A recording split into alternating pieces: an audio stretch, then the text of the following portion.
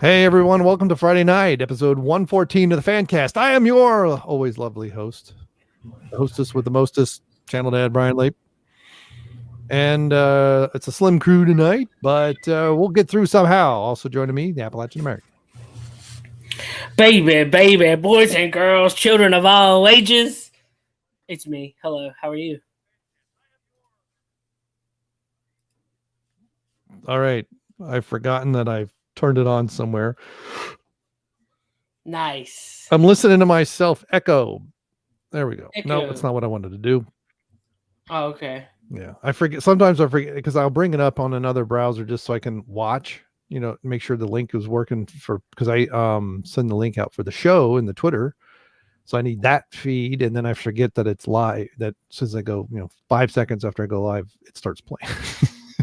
So it's like, oh, I don't know when I'm in there somewhere. So anyway, has everybody heard the news? The bird is the word, and the birds of prey are out there hunting. Did you listen to WCBS last night? No, I got to listen to the aftermath, but that's it. He said birds of prey, more like birds of, and stopped himself. And Nick was like, "Oh, where's this going?" Who was saying that? Kendo. I was hoping that he was going to finish it and be like, "Birds of gay." No, I didn't know where he was going. Sorry, YouTube. Oh yeah, we're supposed to F and cuss so that they don't think we're for children, even though we're tagged not for children. I still, no matter what, with this account or my regular account, every time I log into the studio, I get that stupid banner at the top that says, "Well, the code rules." I already did that when you first did it. I said never for children, never. Now I didn't select. Ever.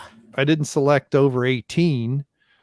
Because then everything gets age verified, and so that way the general public can never do your watch. So I started doing some of my beer reviews, and I was like, no, I'll only do it. I'll say not for children, but not tagging 18 and older. So, I feel bad for people who actually make kid content. Yeah. Well, see, the thing is you have people who make content for kids, and the people who use kids to make content. Like sometimes, like one of them, I think it was the channels I remember seeing about, it was him and his uncle, if I remember correctly, and they make stuff, and some of it's interested for, it's just kind of general audience stuff, it wasn't targeted at kids, and it's like, what's going to happen to this channel? Good old government, they don't know what the heck they're doing, that's for sure. They don't know. Yeah. They ain't got no clue. They ain't got a clue. Whoa, whoa, whoa. All right. That's a very obscure reference there. So this past week, since we've been on, I think it's been since we've been on, we learned that Mr. Limbaugh has stage 4 lung cancer, something like that. Yes. Talk about a kick to the pants, man. That was sad. Yeah. I mean, I don't know 100%. I don't know if that means he's going to kick over soon. I don't know if he's gonna, I don't know. I don't know if it's from smoking all those cigars his whole life. But apparently he didn't have really much symptoms, and then I guess he went to the doctor, got a checkup, and hadn't been caught until now. So according to the video, you can tell that I didn't watch it. So he put out about a 2-minute video on his Twitter page. It was it was just a recap from when he was live on the air. He was letting the audience know, and somebody separated that out, and it was a 2-minute video, just discussing that he is still going to try really hard to make an everyday appearance like he's doing. He really wants to make sure that he does it without any kind of complications, but he wants to let everybody know that on the off chance, there's always a chance that he might have to be out for a treatment or something, or maybe just not feel good. Right. So. Well, I remember, I used to listen to him fairly regularly, but I remember, I guess it's been almost like 18 years when he had the thing when he ended up with the implants. He had something an infection in his inner ear that or that disturbed not the inner ear, I guess it's the outer ear, that killed off all of the follicles and stuff like that, and then he couldn't hear, and he had to have as well as was Oxycontin. It was something he was addicted to. I don't remember, a long time ago, but but yeah, it was. I mean, even if you disagree with him, it's kind of sad that but he's in his 60s, I believe. I want to say, yeah, late 60s. He's a pioneer, man, for conservative talk. Yeah. Well, I think in many ways he's a pioneer for talk radio in general. I kind of put him in a similar area as Howard Stern. Howard Stern had that, he was probably one of the earliest. I forget when Stern went national. He was in DC, he was in New York, and I forget when he went national with his radio show. And because Stearns is a bit more freeform, they'll go for it. Because I used to listen to Howard Stern when I lived in Marion and working in Columbus, because he was on in the morning during my commute. And it was good and bad, because if I got him at the wrong time, it would be like 20 minutes of commercials. But if I got him at the right time, I could almost drive all the way to work and have almost no commercial. It'd be every once in a while, because I didn't, until I got closer to Columbus, because I had to take some back roads and stuff where I lived in Marion. I didn't care about the traffic much. And then 610 was an AM station I could flip over to and get the traffic report every 10 minutes anyway. But yeah, it was because Howard was more of about free speech, and granted, I know he's a shock jock in some ways. I mean, at least that's the label.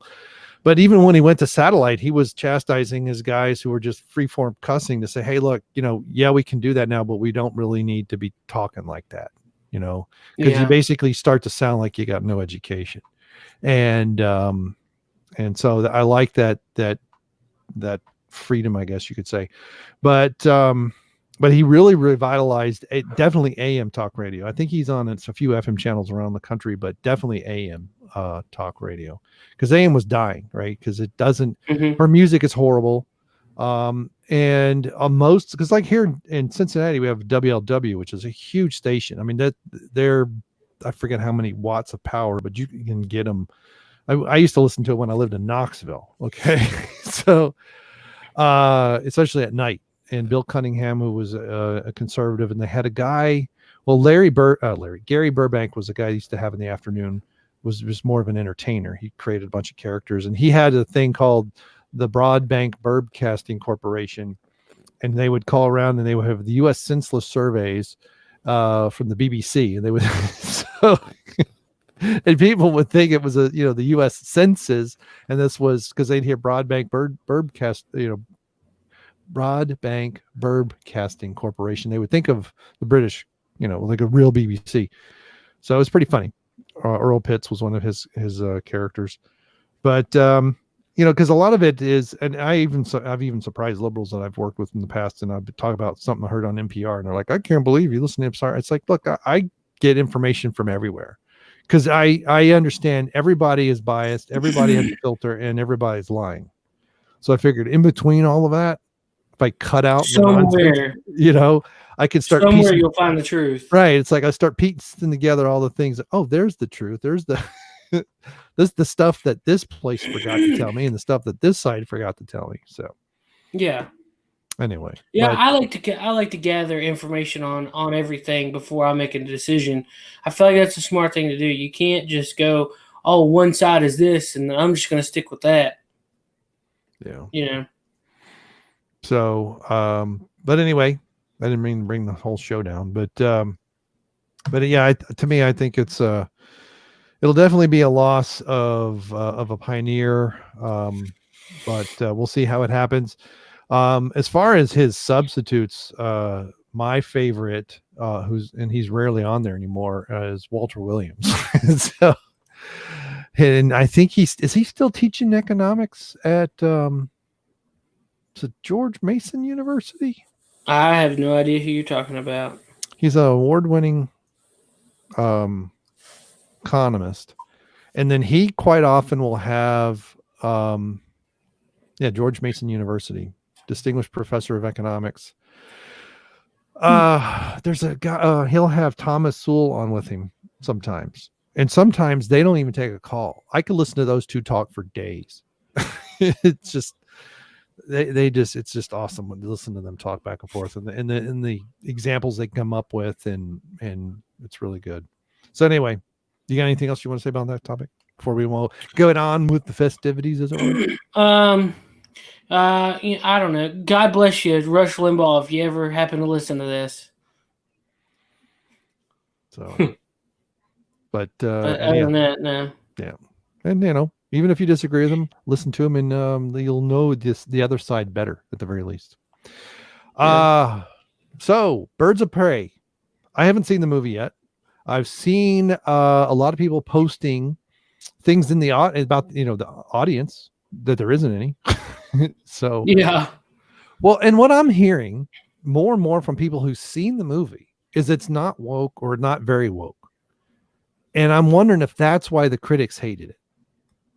Probably. So the critic score is like dog shit, isn't it? It's like anytime that I go into a movie, if the critics like it, I'm gonna hate it.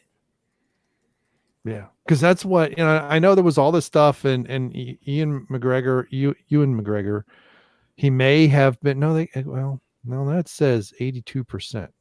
No, maybe it's 82. What? But if you know, it's only 44 people that have reviewed it. Well, there's 238 critics and 1,100 audience. Is it really? And that was at the time of when I heard about it. Yeah, is it really Birds of Prey and the Fantabulous Emancipation of One Harley Quinn? Is that really the subtitle? That's really the name. See, now I would think that's what is irritating people. Now, a lot of people who are big fans of Harley Quinn in the comics really hate this iteration. And I mean women who really like the Harley Quinn on the comics, not a bunch of misogynist pigs like us. But for some reason, I thought it had a lower critic score than that. Yeah, I don't remember. But apparently it's not bad. I mean, the thing is about the DC movies is they're just so hit or miss. It's like they can't find a stride. They can't. Maybe that's what they should just go for. Stop trying to be like Marvel, where there's 4 different movies and you make them 75 times, and just do, just make everything different. Forget connecting it. Forget the Justice League. Just do movies. Yeah, and maybe crossover every once in a while, but you don't have to keep a continuous semantic theme. Just as long as you keep the characters consistent movie to movie. You don't want like we did with Batman, where every other iteration was how many times did Batman get rebooted in the last 20 years? Yeah, I mean, I hate to say it, but like you kind of almost need to start off the way Marvel did, where you didn't know that it was going to be a connected universe. You didn't know that these other people existed. You just saw a really good movie. And then at the end, there was something planted in the background that you saw. Right. Like Iron Man 2, you didn't know Thor, that it was going to be Thor. You just see the hammer laying there in the ground. Yeah. Yeah. Well, they had an idea to connect us, but they had to get it started first, right? Yeah. So, because Hulk, I keep forgetting that one of those 2 horrible Hulk movies is part of the MCU. To me, it's always started with Iron Man, but it isn't. Technically. Yeah. Now they recast Hulk and they kind of rebooted him, but sort of. I don't even know, because the Hulk and not the Fantastic Hulk, the Incredible Hulk. But I thought some people were the same. Some of the characters were played by the same actors. But it really wasn't until Iron Man that it started to hit a stride. Yeah. And, Thor, although my problem was once we started to have the crossover and then they have the solo movies, they made no sense to me. I mean, this is one thing I can say. I finally, I saw Ant-Man and the Wasp not too long ago. I liked how they handled those. They had a little bit of a crossover with the Avengers, especially Civil War. But and I still haven't seen Infinity War. or Endgame. I've got to send my other disc back to get because that's my next one in my queue. But I've got John Wick Chapter 2, I think it is. That's been sitting here for a month and a half. Actually, Iron Man came out before Incredible Hulk. Did? Yeah. May 2nd was Iron Man. And, well, I just had it. June 13th was Incredible Hulk. Oh, okay. All right. Yeah, I didn't see that one. The problem is, here's the problem with the Hulk movies for me. I grew up with Lou Ferrigno and a real Hulk. And so when I see this really big CGI, stupid looking thing, it's so off-putting that I'm not even interested. I can't even be arsed to watch. I mean, that's just the way it would look. I know. I mean, you got to think that was a TV show and they could only do so much. They couldn't really afford the CGI. Had it been a movie, I bet he would have looked better. No, I like the TV show. I don't like the movies. I know, but I'm saying it would have been better if they'd had the budget. Well, yeah, maybe. I think it looks horrible in the movies. Oh, I don't disagree, but I mean, at the same time, it's still, you know, I know an adaptation. So as much. Well, I know, and part of the problem with Lou is he's fairly tall, but he's not like 9.5 feet. It's not like he's huge like the Hulk is. And they had to shoot low angles, and he's taller than most of the actors in the show, which helped. But so I don't know. That's is it David Banner or Bruce Banner? I know it's a different Banner name. Banner name. So anyway, so who knows? Maybe I mean, I actually would like if Birds of Prey is not, the woke fest that a lot of people feared, and it's at least a decent movie. I hope it does well. Because DC need some help. They need to get, because I would really like to see a really good Justice League, and more of the DC characters in there. I mean, we don't have to have the Wonder Twins or any of that other stuff, but I want to see a Green Lantern. A good one. Good Green Lantern. Which I didn't understand. Like, I like the Ryan Reynolds Green Lantern, to be honest. Yeah.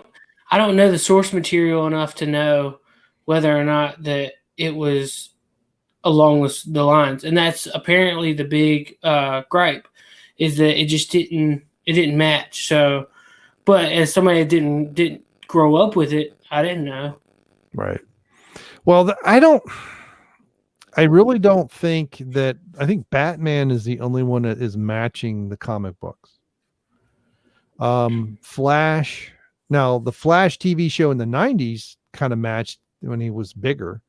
The skinny Barry Allen, I don't really know if I really get into. The skinny Wonder Woman, I don't get into. And I understand that Superman in the beginning was a bit of a brute that went around and smacked people around because he could. I get that. But even after that, by the time you get to golden era of DC, Superman is a bit more gung-ho, truth, justice, in the American way. But Green Lantern, I think they too wimpify some of these. I mean, now Aquaman, I think is having Jason do that is an interesting recast of that character, because he's not a white guy. I think that seems to work fairly well. I don't know enough of Aquaman's backstory. I just remember Aquaman and the Super Friends, talking to fish. But I think that's okay. But in the Batman, the Return to the Dark Knight and that kind of stuff, Batman was pretty good. Cyborg, I'm not really that familiar with. I'm looking at a list of the superheroes. So Batgirl, there is Batwoman, which is a character similar to Captain Marvel that was been rebooted several times in different iterations, although has never been a man. So, hey, welcome, Justin. What's up? What's up, man? Hey. What's going on, bud? Hey. I can turn my camera on too if you really want to see me talk. Nice. I'm not the only one showing face. There we go. How's that better? Yeah, there we go. How you doing, man? All right. So my name's Brian, by the way. Nice to meet you, Brian. So here you have a a little podcast you do. I do. In the dark. I know. Not creepy at all. I know the lighting is like off. I feel like you're one of those people that's testifying against a killer or something. Yeah, and you're there you trying go. to stay anonymous. Find a white piece of paper and put it above your monitor to reflect some of that light behind you onto you. If that makes any sense. Channel Dad, you got a good voice, man.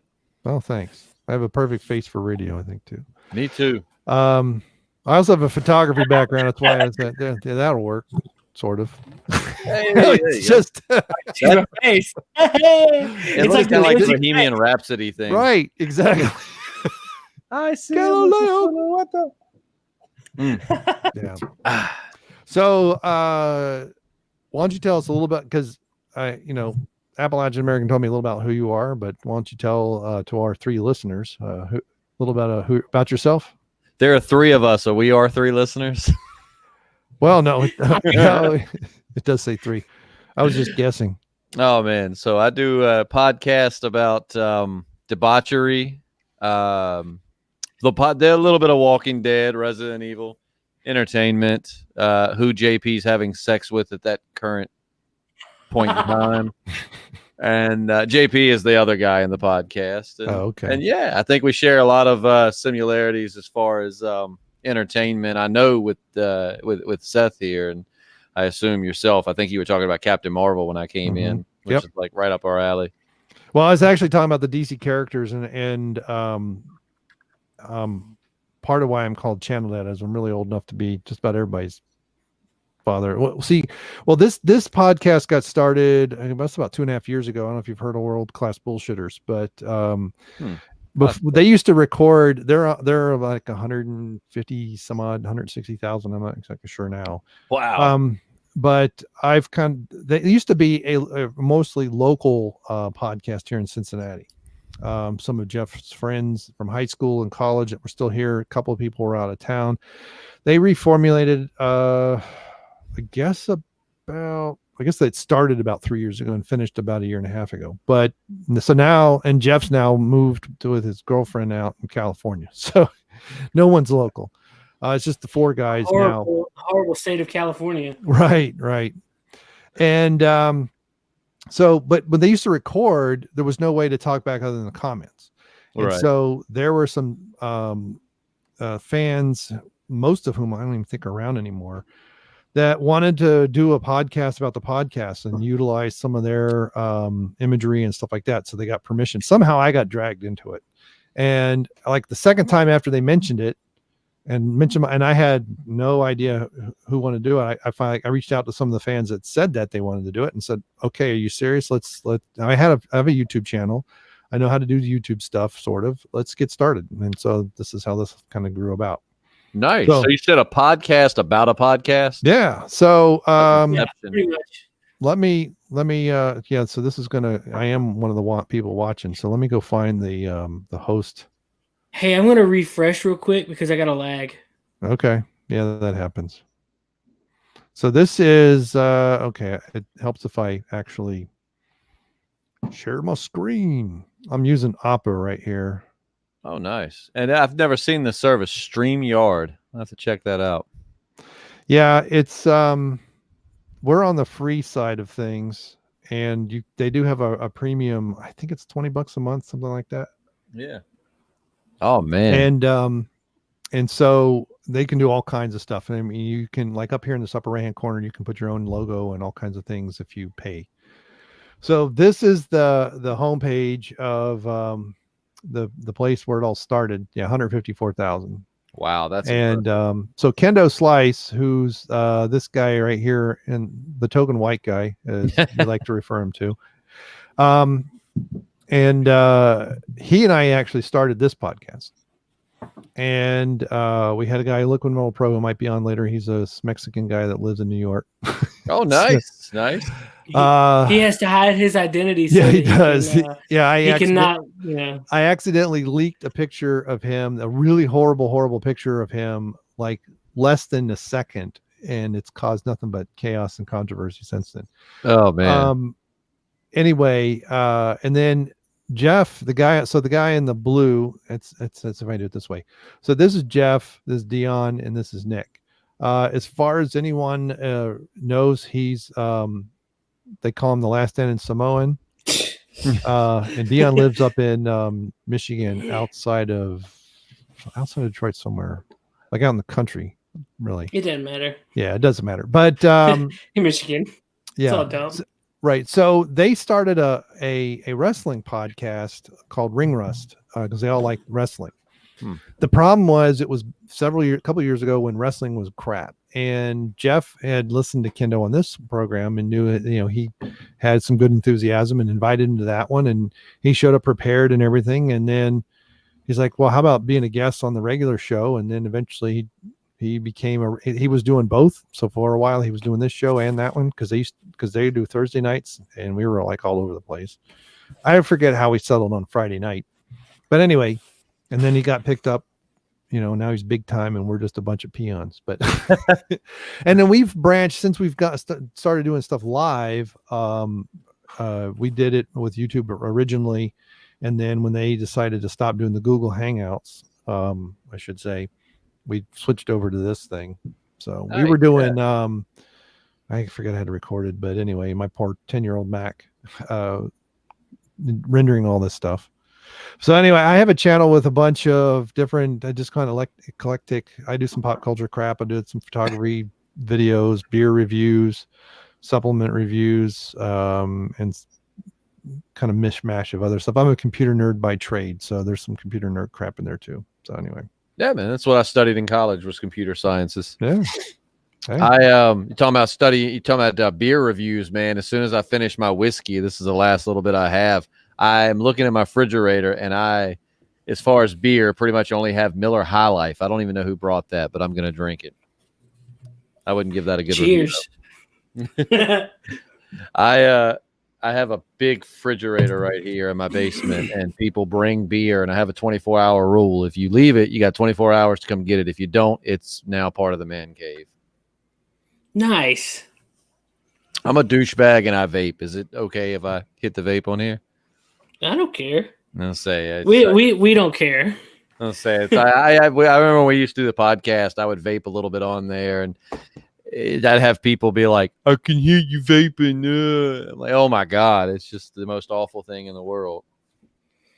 Oh man, nah, we don't care.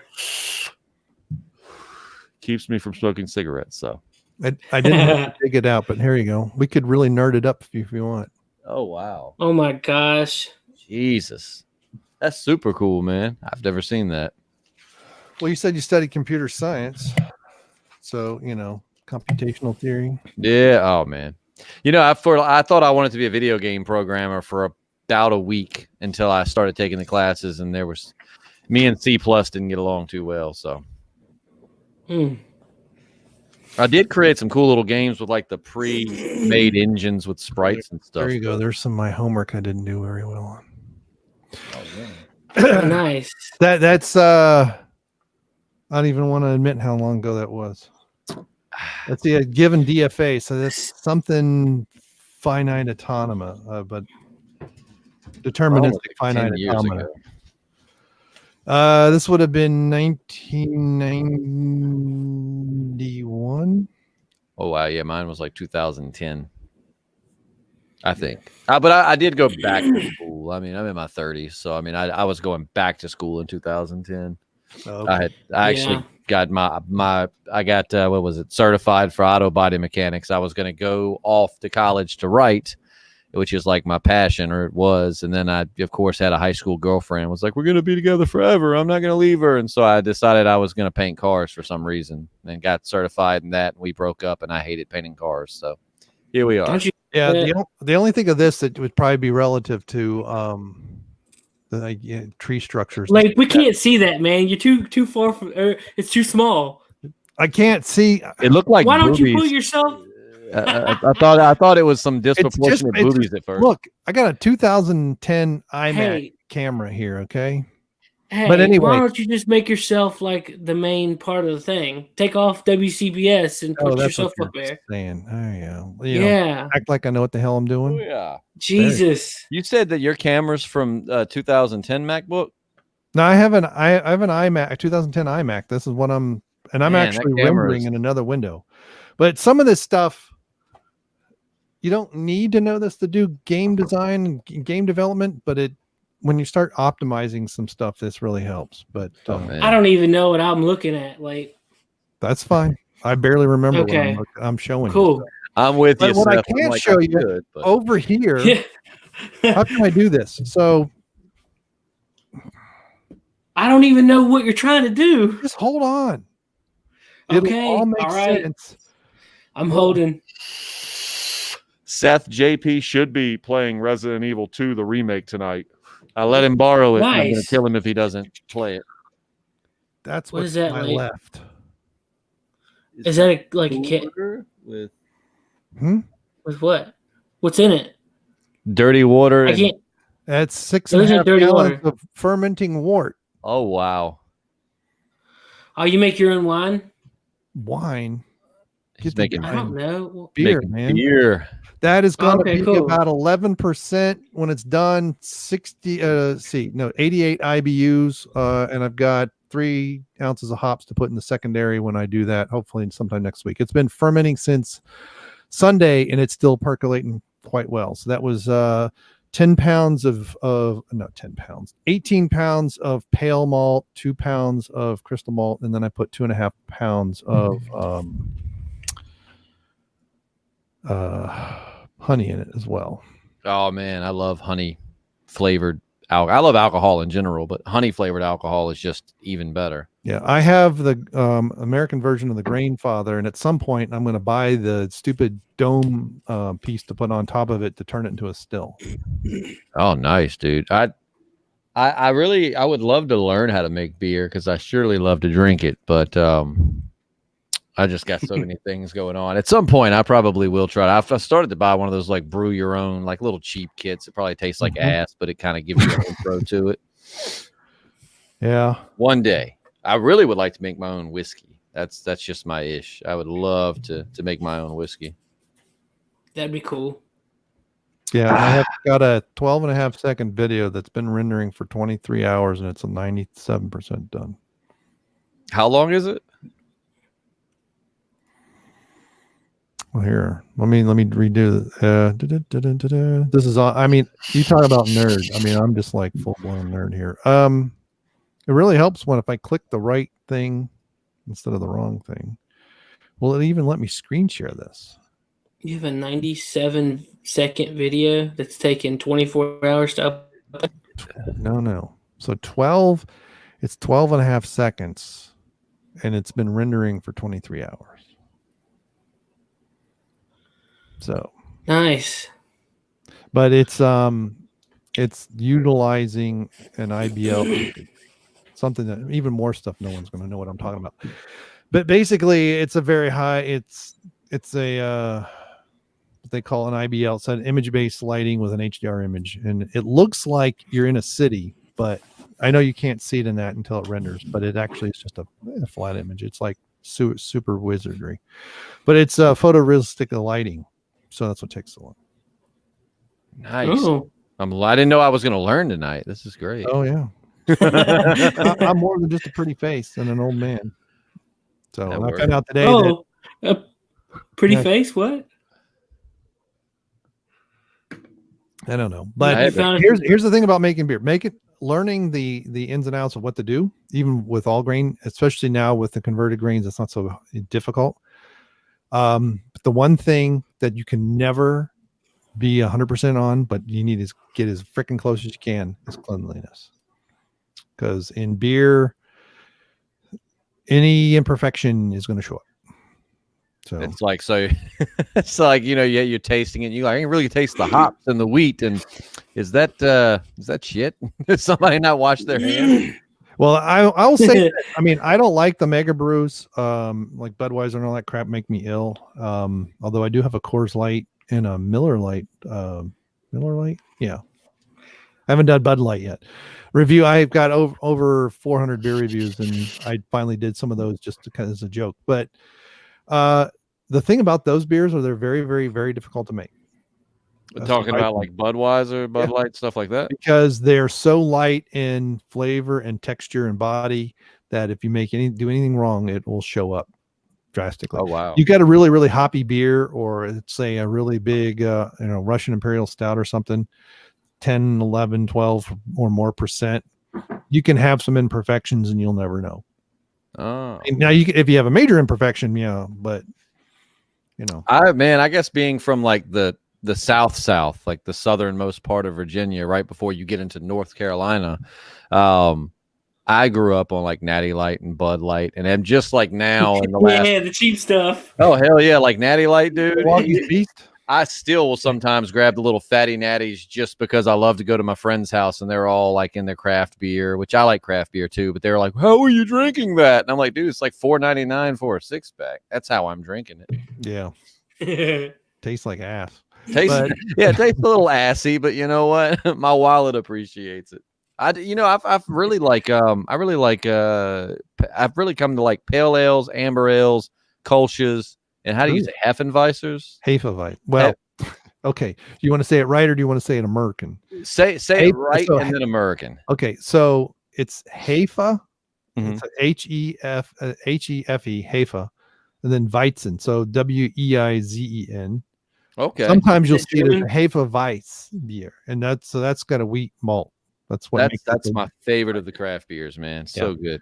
So Hefe, but Hefe, most people say Hefe. No, I live in, I growed up in Knoxville, Tennessee, actually Seymour, Tennessee. Oh, I love Tennessee. So, but yeah, Hefeweizen or Hefeweizen, and I guess it's my thing. It keeps flashing. It's really weird, but yeah, those are so Kolsch is it's technically an ale, but you do use a lager yeast. If I got that right, I've never made one, but that's a German ale is where that starts. And you also, Heineken is supposed to be Kolsch, but if you get a good Kolsch and you have a Heineken, it's so skunky. It's like, what the hell is it? It really is. We got a brewery here that made was it a Kolsch? I'm pretty sure it was a Kolsch. It was a Kolsch or either an amber ale, but it had been aged in a whiskey barrels. Ooh. And it was like a whiskey soury kind of Oh man, it's probably the best beer because I love whiskey, you got this nice like Kolsch taste, and then the aftertaste was just like a bourbony kind of whiskey. Yeah, it was so nice, so subtle, but like it was really good. Yeah, growler up next time I go. Alltech, the Kentucky brewery. Are they in Lexington? Or are they in Louisville? I think they're in Lexington. I know they have a Kolsch, but I don't think they age it. But they do a lot. They make their own bourbon. And then they have their best seller is their pale ale in the bourbon barrel. But they've also done a stout in the bourbon. And so during the beer fest, if you mix the two, it's called a double barrel. And then they've done a pumpkin beer. One of my favorite pumpkin beers is theirs. So they have a pumpkin bourbon barrel aged beer they do, obviously in the fall. And then they did something recently with a honey barrel, where they took a bourbon barrel, if I remember correctly. It's been a while since I did the review, because they actually told me, because they came across my review and sent me a message. So they put honey in the bourbon barrel, and then they put pale ale in. So then they poured the honey out, and then they put the pale ale in that and let it age. Oh man, so it's a little bit different. And they did local sourced honey, some honey farmers around them. So yeah, those beers can be. It's really interesting. Some of the aging that they're coming up with, you think, oh, that wouldn't work. And then it's like, no, that really does. Yeah. It's because now they've done sherry barrels. They've done, Founders has the Canadian breakfast stout. They have the bourbon barrel. They then aged maple syrup in it. And then they aged the beer in it. Jeez, man, it's such a process. Yeah, it's like breakfast, and it's like if I remember correctly, it's an oatmeal based stout. It's different than their other. They have actually Founders has several oatmeal stouts, and then they do that one, and yeah, all you got to do basically is add bacon, and you got breakfast. Jesus, I want to try all of it, man. I tried what was it? It was a bacon covered donut. And I thought, I love bacon and I love donuts, but some things just don't mix. But this shit was amazing from Duck's Donuts. Oh, okay. You ever heard of them? Oh yeah, I've Duck had that. Donut? Yep. Dude, oh my God, that is. And then I actually got like the like whitest thing ever. It was a donut cut in the most American thing I should say ever. It was a donut cut in two with bacon on top and then sausage, bacon, and cheese in between it, covered in maple syrup. I was like, man, if BB's had a mascot, this would be it. Oh my, yes, yeah. That's get my nasty ass Miller High Life here. All right. Yeah, that's another one I haven't reviewed that I've been meaning to. It's like short review. It sucks, but it gets you there. Yeah. I don't know who left this. I'm thinking of all my friends, and I've got my cop friend drinks a lot of Bud Light, and then my other friends are all craft beer. So I'm really wondering, we had a really big New Year's party here, so I'm thinking some stranger left Miller High Life in my fridge. So yeah. I've got a 24-hour rule. Yeah, it's the champagne of beers. I don't remember if they use. That's the other thing is some of the breweries are starting to use champagne yeast because you get much smaller bubbles and a more enthusiastic effervescence, I guess is the best way to put that. Champagne makes me want to throw up every time I sip it, but not because it doesn't taste good, because every time in my life I've ever had champagne, I'm already so drunk at that point. I'm about to get, like, I don't think I've ever soberly just had a glass of champagne. It's always New Year's or a wedding, and I'm already completely wasted. And so when I sip it, it's always right before I go throw it right back up. So, I like to try champagne at some point before it makes me sick. I don't mean to sound like I'm cutting you off, but this is my channel. I just wanted to show you real quickly. So I've got stuff, but then down here that my daughter and I did a soju review, and I've got them ordered at the moment by popularity. But this one and this one are ones with world class bullshitters from a few years ago, and then this was one with my daughter. You say a soju review? Yeah. She likes to drink soju. Oh, that's a drink. I was like, "What is soju?" Is that? It's like, oh, that's soju. it's technical. Okay. I'm gonna get really, really technical. Technically, it's a beer. It's not. Oh my God! Well, it's like people call sake rice wine. That's wrong. If it's made from cereal grains, sake's awful. If it's made from cereal grains, it's a beer, and if it's made from fruit, it's a wine. I had a friend get deployed to Japan, and he said the stuff they drink over there, like the actual alcohol from Japan, is no joke. Like, Americans pride themselves in their drinking, but the stuff the Japanese drink is wicked. Yeah. He said he was drinking animal parts and shit. Excuse my language. Two of my dogs have come to visit. Hold on. Well, someone talk. Continuing. Let's see. I didn't podcast today on my channel, so yeah. Well, what we were I was talking about before you so rudely interrupted. Was I just saw a door and I came in. Yeah, I know. You had I was talking about the Batwoman character, how she's been rebooted a few times, not quite as much as Captain Marvel. I mean, Captain Marvel's been a man, a woman, a black woman, an alien. Yeah. Some kind of ambiguous being. She's had some odd powers, not had powers. It's like a character that it's like, we need a character. Let's reboot Captain Marvel. And then it doesn't work, and then it fades away and they reboot it. And then she morphed into Brie Larson. Yeah. Which was not, it's like, I think I would be a bigger fan of her as Captain Marvel if I didn't see all of her behind the scenes stuff. Because she just got that role and got so cocky with it. It's like, man, all these other people have been in the franchise for so long. Right. Like, pay your dues, man. She just comes right up in there and it's just like. You see the interview with her and Don Cheadle and Chris Hemsworth? It's so awkward, man. So awkward. You can tell they do not like her one bit. She hits Don Cheadle and Don Cheadle's like, don't touch me. It's yeah, we talked about that. He even says, stop touching me. We talked about that. Yeah.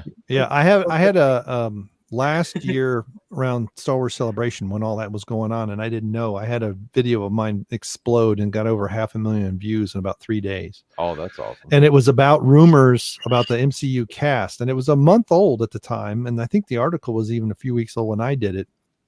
And that they didn't like her. But the MCU cast does not like Brie Larson. And Elizabeth Olsen was the biggest source of that rumor. Now, granted, all rumor, don't know now, Elizabeth but Olsen, it really took off.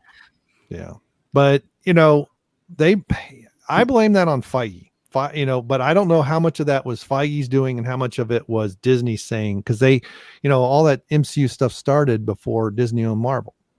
And I actually I found an article a while ago and I did a video on it about all the things, especially in the first Iron Man. I was like, all these things that you're not going to see in the Disney version of the MCU that the Marvel version had at the beginning. And so I don't know how much of that was Feige's plan all along and how much of that was Disney saying, yeah, we need to have more diversity because you don't have any leading women doing anything. Like we get in a Black Widow movie that we should have gotten about 5 years ago. True that. Maybe even more, more than that. And, it's like, oh, it kind of looks like a generic Marvel movie. Whoa, there's a surprise. Well, did you see? All right, so they were talking a while back. I used to tell everybody when we would talk about, because a lot of my friends just watch the movies, they don't read any of the comics, and they'd be like, "Who's the strongest, in the MCU?" And I'd be like, "Well, that's Scarlet Witch easily. I mean, she can alter reality with a word, like no mutants, and bam, mutants are, she's just ridiculously powerful." And then when Captain Marvel came up, Kevin Feige was like, "This is easily the most powerful character in the MCU," and I was kind of pissed off. But then I recently was watching an interview, and I can't remember who it was with, but that said straight up that Scarlet Witch would have totally killed Thanos in Endgame if he hadn't had that strike he called. Like if it was them one-on-one, she had him. Like she is more powerful than Thanos. Yeah. Well, she was tearing his armor off and basically unraveling everything. And that's when he says, rain fire. And I was so proud because I'm like, I freaking told y'all, man. I told you that she could hand Thanos his ass if she wanted to. She's ridiculously powerful. Well, look at Infinity War. She's slowing down. I mean, Thanos is barely moving toward her while she destroys an Infinity Stone. Now, granted, he can alter time and go back, and she can't really do a whole lot about that, at least at the moment, right? But in that effort wore her out a little bit. But Thanos crushes an Infinity Stone in Endgame, but doesn't destroy it. He just releases some of its power to punch Captain Marvel out of the movie for 40 minutes. Thank God. That was hilarious. Yeah, but I mean what was it? I think I read somewhere too that in the Marvel, the WandaVision, which I can't wait for, man. It's sad. I'm watching Super Bowl, and I mean, I do genuinely like sports. I don't really care much for football, but I was most excited aside from Shakira and J-Lo. I mean, that was exciting. But I was super excited about the preview we got of the Disney Plus shows like WandaVision and all of that. And I hear that's where she's going to actually get the name Scarlet Witch. Like they're going to actually give her that name in that series, which is long overdue. I mean, she's been in the franchise for that'll be cool. 5 years My now. only problem with that is the fact that they say that the movies from then on won't make sense unless you watch their show. So basically just buy our service if you want to understand. Oh yeah, Buy our service so you can follow. Do you see Charlie Cox is pretty much confirmed to be taking up the Daredevil role though in the MCU, like in the actual movies? No, but that'd be cool. I was reading something that said that it's like one of those like groups that gets the intel first, but it's supposed to be released soon that Charlie Cox is signed on to play Daredevil in actual future Marvel movies, in which he should, because Charlie Cox was so awesome as Matt Murdock, like fantastic. I actually really would like to see Jessica Jones come into it too. I'm weird, man. Like I love Daredevil. Daredevil and Punisher were amazing. For some reason, Jessica Jones was my favorite of the Netflix series. I loved it. I liked this first season, but after that, it was really, I finally gave up. I just could not get into it. I like the third season. The second season was kind of meh, but I like the third season because of the whole murder mystery. Because I used to read a lot of her comics, and I mean, a lot of her comics are like she has powers, obviously, but they were so good because it was a nice break from the superhero thing. Like she had powers, but she was always solving some mystery. So for me, the third season felt like it really kind of went full circle to like kind of how the comics were. Yeah. But yeah, I really like Jessica Jones. She's been one of my favorites for a while. I may have to then suffer through this third season to get to the second season to get to the third. If it's I dug it, man. I feel you on the second season. Like it got to her whole like. It's not on Netflix anymore, is it? Or is it? God, I hope so.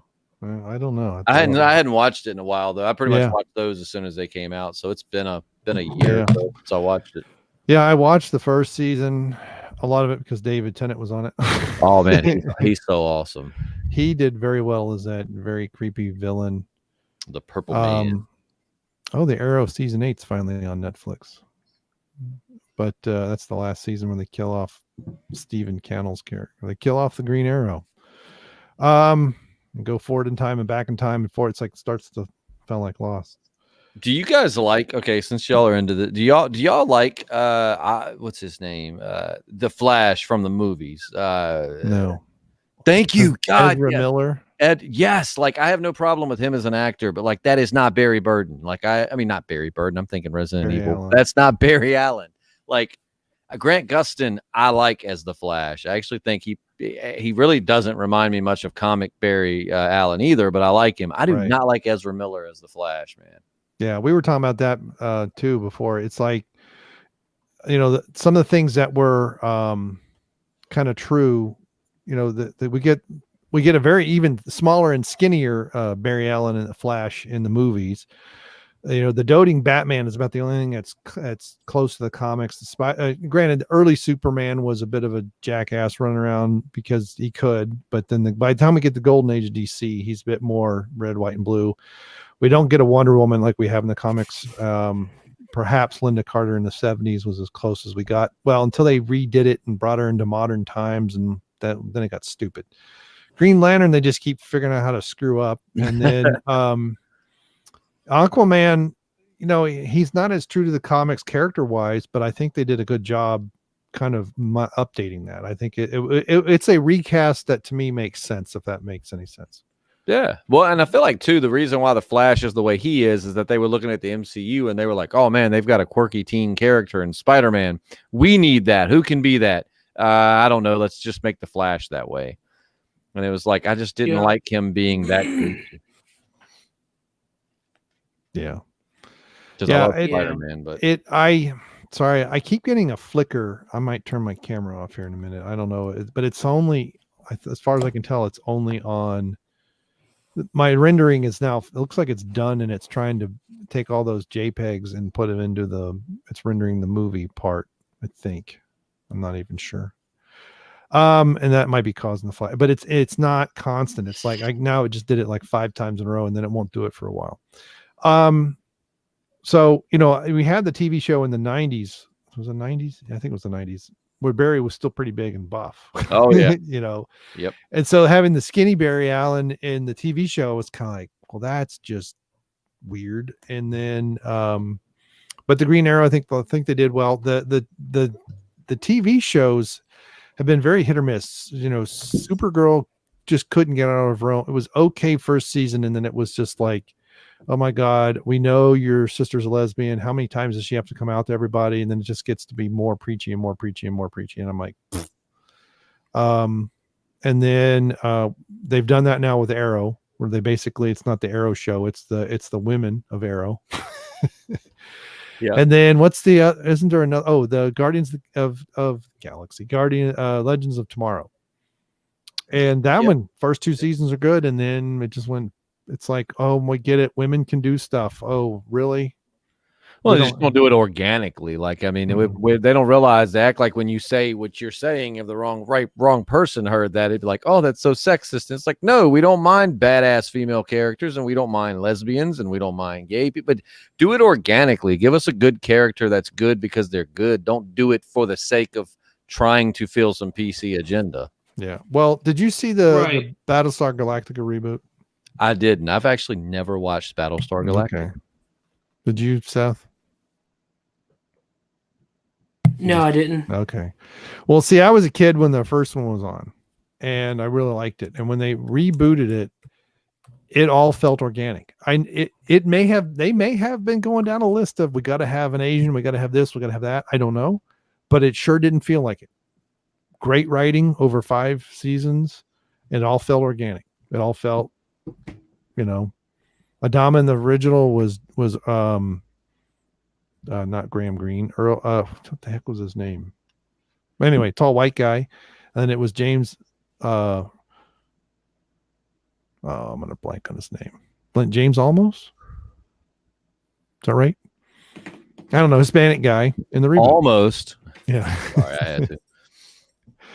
But you know, now I think it's funny that Boomer went from being a black guy to an Asian woman. That's quite the transition. It's like, wait a minute. Yeah. When was that reboot? Early 2000s. Let's see. I was on a project at LexisNexis 2003, 2004, somewhere in there was the miniseries. And then they, but it was kind of, now see, that's how you pay homage and still kind of sort of reboot, right? They had some of the same characters, but the original happened, but they didn't do anything to belittle the original as opposed to Disney Star Wars. They didn't do anything to tarnish the nature or rewrite history for the most part. I mean, they did a couple little small things, but that was basically the war had happened, but they hadn't fled. So yeah, I've always wanted to watch Battlestar Galactica, man. It's always been on my list. I just never, and believe it or not, all right, so I've watched, Star Wars, some I've always been into. I've been to a lot. Something else I've never sat down and fully watched is Star Trek. I'm like so left out on that. My dad was a huge Star Trek fan, and the guy that I podcast with is a humongous Star Trek fan. And I'm like, dude, I've always wanted to watch it. I just never got around to it. Yeah. Sorry, I'm trying to do something on my other computer. Oh, you go. And I got a dog whining at my feet. But it is 10 o'clock, isn't it? It's like, it's not time to go out yet. Yeah, it's getting there. It means my wife is too busy to let the dogs out. Let's see if I can get a hold of her. But Star Trek, the original series, when I was, I guess, through a teenager, I could watch them a lot. And then the Next Generation came out, and I watched that whole series. But for some odd reason, a lot of those shows don't have a lot of rewatchability for me, and I don't really know why.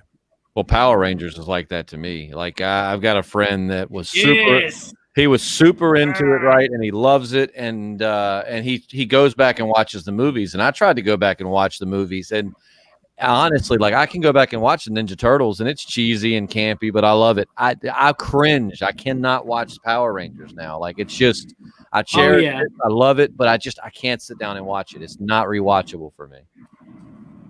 And then they had that horrible reboot movie. Power Rangers. Oh, that reboot movie. Speaking of Power, I'm going to go meet the Jason David Frank tomorrow at Comic-Con. I have a friend that would lose his shit if he had a chance to go meet him. Oh, it's awesome. I bought my photo op and stuff. Now I just got to stand in line. Just stand in line. We're going to go to a Comic-Con at some point, buy a table to promote the podcast. At some point.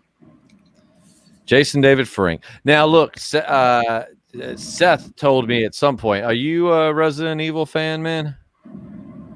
I played the games. Man, I'm going to tell you not to the level. I think the only time I've been as anxious for Resident Evil 3's remake, the only thing I've ever been this anxious for was like the birth of my daughter. Like it's ridiculous. I cannot wait for this game, man. And the Netflix series. I'm really hoping the Netflix series is going to take a hint from the game, the Resident Evil 2 and 7, which were both very successful, and make it survival horror, not Paul W.S. Anderson just trying to glorify his wife. Yeah. Because they were so bad. I mean, I watched them all. God, they sucked ass, man. I think I've only seen like the first 2 or 3. And then it was just kind of like, I don't see the point in this. Like, it just got kind of cool, the graphics and stuff. Yeah, but it just wasn't like a good story. When they brought psychic powers into it, I was like, "Yep, I'm out. This is bullshit." It's all like, you know, and I really actually I loved Resident Evil 4, the video game, but that's where they split from like horror and went more to action. And I did like it, but I remember everybody was just saying it was the best Resident Evil ever, and I was kind of like the hipster going, I liked it, but it didn't feel like Resident Evil to me.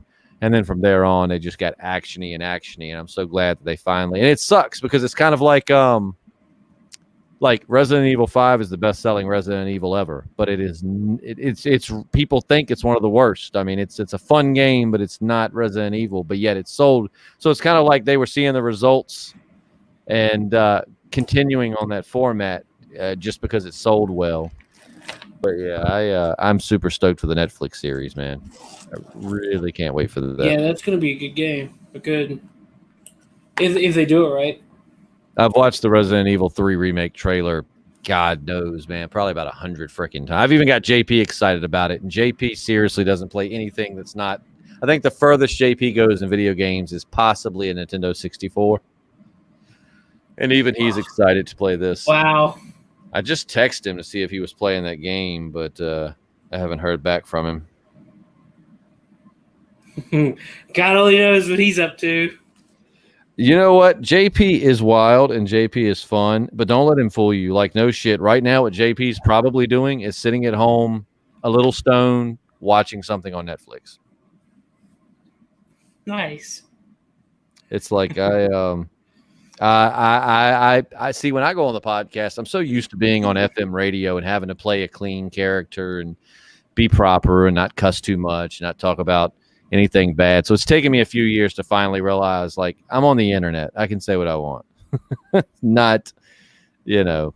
But yeah, JP, man, I mean, he's into some shit that I could never get into. But at the same time, don't let him fool you. He's probably at home right now, way more bored than any of us.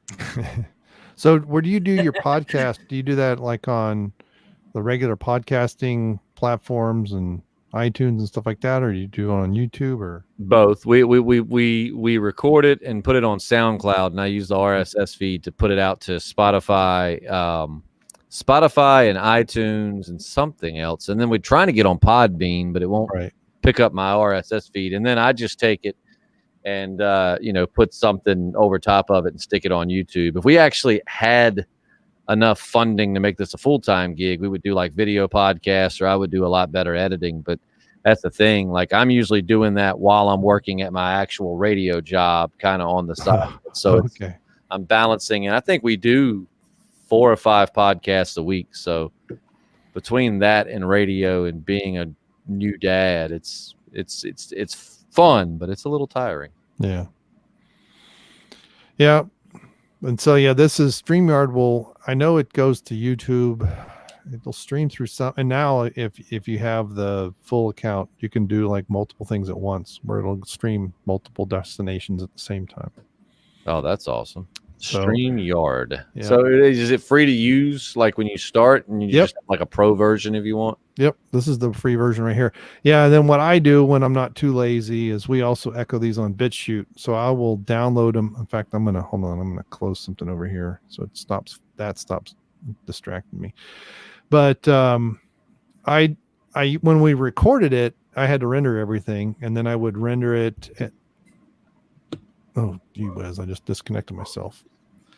Because I got my foot looped around. At least I didn't go. Good grief! Got my foot looped around this, but so I would put some stuff, because I have Final Cut Pro and all that crap. So I would put some stuff in the beginning and end. When we started doing it live, now once YouTube's done munching on it and I can download it in 720p, then I just download it. I put an outro piece on the end, and then I upload it to BitChute. We do an intro on ours, and everybody bitches about it. But it's like I'm in apparently. So like podcasting, man. I didn't realize, just because like we have just like a little intro with some music and stuff, and it's basically you can listen to it and tell I work in radio, because it is like a full on radio promo. And the guy that voices that, actually, you'd be blown away at the voice work this guy does. He's voiced Scrooge McDuck. He's voiced Gizmo Duck, Darkwing Duck. Darkwing Duck. He's voiced a lot of stuff. Dangerous. and I work with him. So he voiced that for us. And it's so funny because we put it together and we're like, oh, that's cool. It just gives info on Patreon. And people bitch about that so much. They're like, I hate all the loud music in the beginning. Well, oh my God. It only lasts like 10 seconds. Yeah. People bitch. It's so fun though. Like, it doesn't bother me. It just like I was eating one day on a mail call, which is where we answer questions. And I said straight up, like, I know it's rude that I'm eating, but we seriously, I don't think y'all understand how busy we are. This is the first time I've had a chance to eat all day. And of course, someone still, I don't know why you couldn't eat that and then podcast. I'm like, man, we're gonna come on to do. Like, it's my podcast. You should just start off and be like, hey, today we're gonna eat a biscuit and it's delicious. And that should be the new podcast. ASMR, what like we're eating today. This podcast, we're going to eat. Yeah, right. We're going to eat, and you're going to tell us what it is based on the sound of us chewing.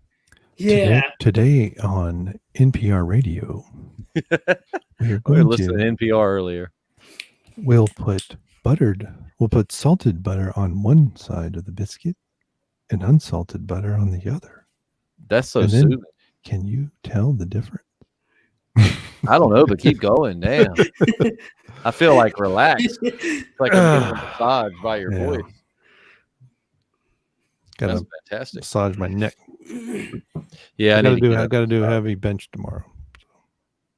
You gotta do for me, it's heavy. We were doing some weightlifting. Yeah. It's so funny, man. Like, that's what I love about weightlifting. Like, we lifted today and I went to Applebee's and ate, and it's like, clearly you can tell who had exerted a lot of energy at the table and who didn't, because everyone else still had food left and my plate is just like clean. Everybody don't want to know. I don't know if you can't even see that, but there's my app. Nope, it's too bright. I use stronger. I'm just a almost 52-year-old wannabe. So yeah, I've lost. Since I started doing more and more keto, I actually lost 8 pounds. And I was like, and it's been tough to get any of it back. So yeah, I lost 6 pounds with the flu. Yeah, there you go. Shout out 6 pounds. It was crazy. Yeah. Yeah.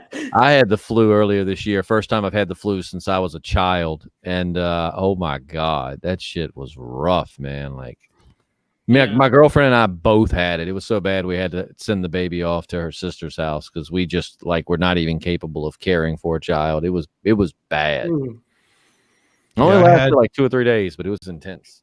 Couple of years. Has it been 2 years? Year and a half? Actually, I guess it has been 2 years. My wife and daughter went to live with their mother-in-law for a couple of days. Oh, wow. I had something around Thanksgiving. Go ahead. Sorry. No, you go ahead. Sorry. Pause, and I don't know. I'm going to refresh real quick. Okay, I can't. I'm going to refresh real quick. I got a lag. Yeah, I got you. So you're doing chess tomorrow? Yeah, so I also do ski patrol. We have this little ski hill over outside Cincinnati called Perfect North Slopes, and so Sunday morning I got to do that. So I'm gonna I actually might shoot a review. I've got a pre-workout that I haven't done the. I used to only do an empty container review, and then I started. It's like, well, that doesn't really help. So what I do is I'll take the stuff and then go work out and then come back and say, what I thought of it. Usually I'm sweaty and everything, but yeah, I've revamped what I do, and that's kind of a combination of a 5x5 idea and some 4X in there. So I do like 3 heavy days and 3 heavy days and 3 medium-ish days, and I do squats more often to keep my legs honest, I guess is the best way. If I let it go for too long, then they get too weak.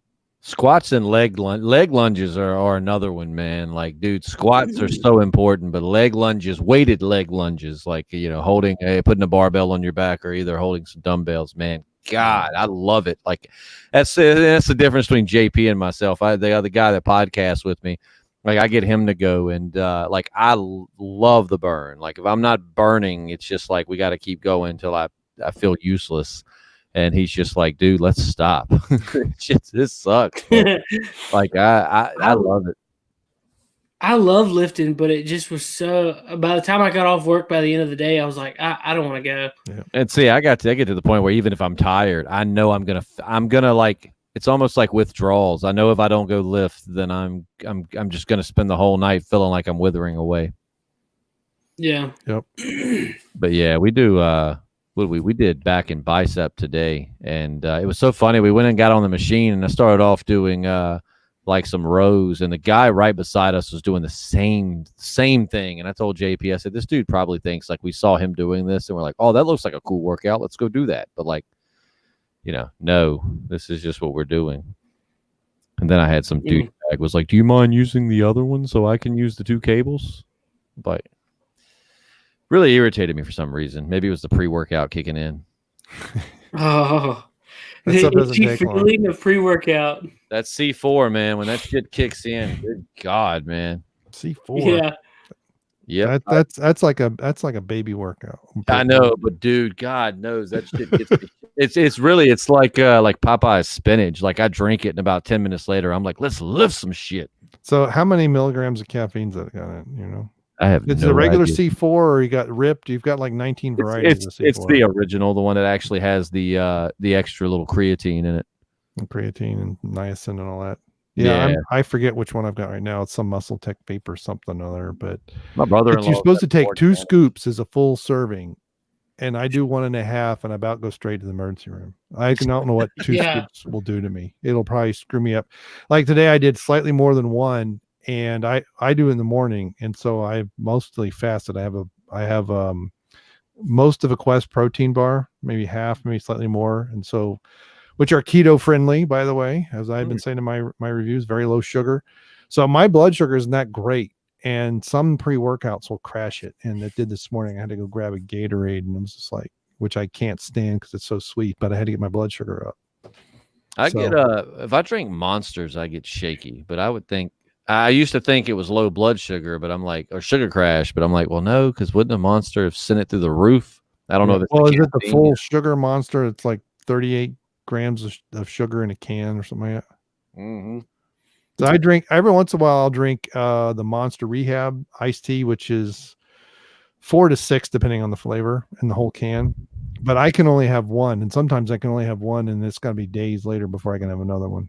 I try to drink one a week. Like I love them. Like they're my guilty pleasure. I love just regular original Monsters, but I know that like they mess me up and get me all shaky and irritable and all of that. So I try to have one a week. I'll pick like a good time. Like if I'm going to do like a live on location broadcast for the radio station, I'm like, I'm going to reward myself with a Monster, but then I won't have one for like a week.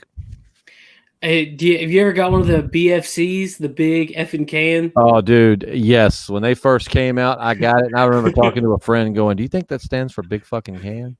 And he was like, most likely. And then it actually did. Oh yeah, man. I've actually got I don't know if you remember, they had Slash on the back on my little shelf over there with my figures and stuff. I actually have a Monster can that's got Slash on the side of it. Nice. I have one with Rob Gronkowski because I'm a Patriots fan. Hey, I was. You were? Why are you not now? I just kind of stopped when everything got so political. Yeah, well, I was a Steelers fan, and I think when they played the Cardinals in like 2009 for the Super Bowl, like they acted like a bunch of thugs, man. Like it was embarrassing. Like to say you were a Steelers fan that Super Bowl. I was in a bar watching it, and it's just like, that's your boys, and I was like, not anymore. They're probably not. And then Ben Roethlisberger was going through his whole like second rape allegations. So I was like, wow, my team really sucks right now. I'm just gonna step away from football. Well, now my favorite baseball player got traded a couple nights ago. So I've been generally depressed that Mookie Betts got traded to the Dodgers. That I just don't see the point of going on anymore. I did buy a sweet Mookie Betts Christmas ornament the day he got traded, and I did not know he was going to get traded. Oh. Like I bought it, got home, and I was like, this is my favorite Christmas ornament that I've ever owned. And I get a text at 10 o'clock. My buddy's a Dodgers fan. He's like, yo, we got Mookie and David Price. Just like held the ornament all night. Like never forget. I'm looking at him right now. He's sitting right across from me on my TV stand. I'm looking at him like, I see you, Mookie. Always in my heart. I love him. Now I got to pull for the Dodgers some, which breaks my heart because my best friend's a Dodgers fan, and I love to hate the Dodgers. So, you know what? I'm going to get Mookie.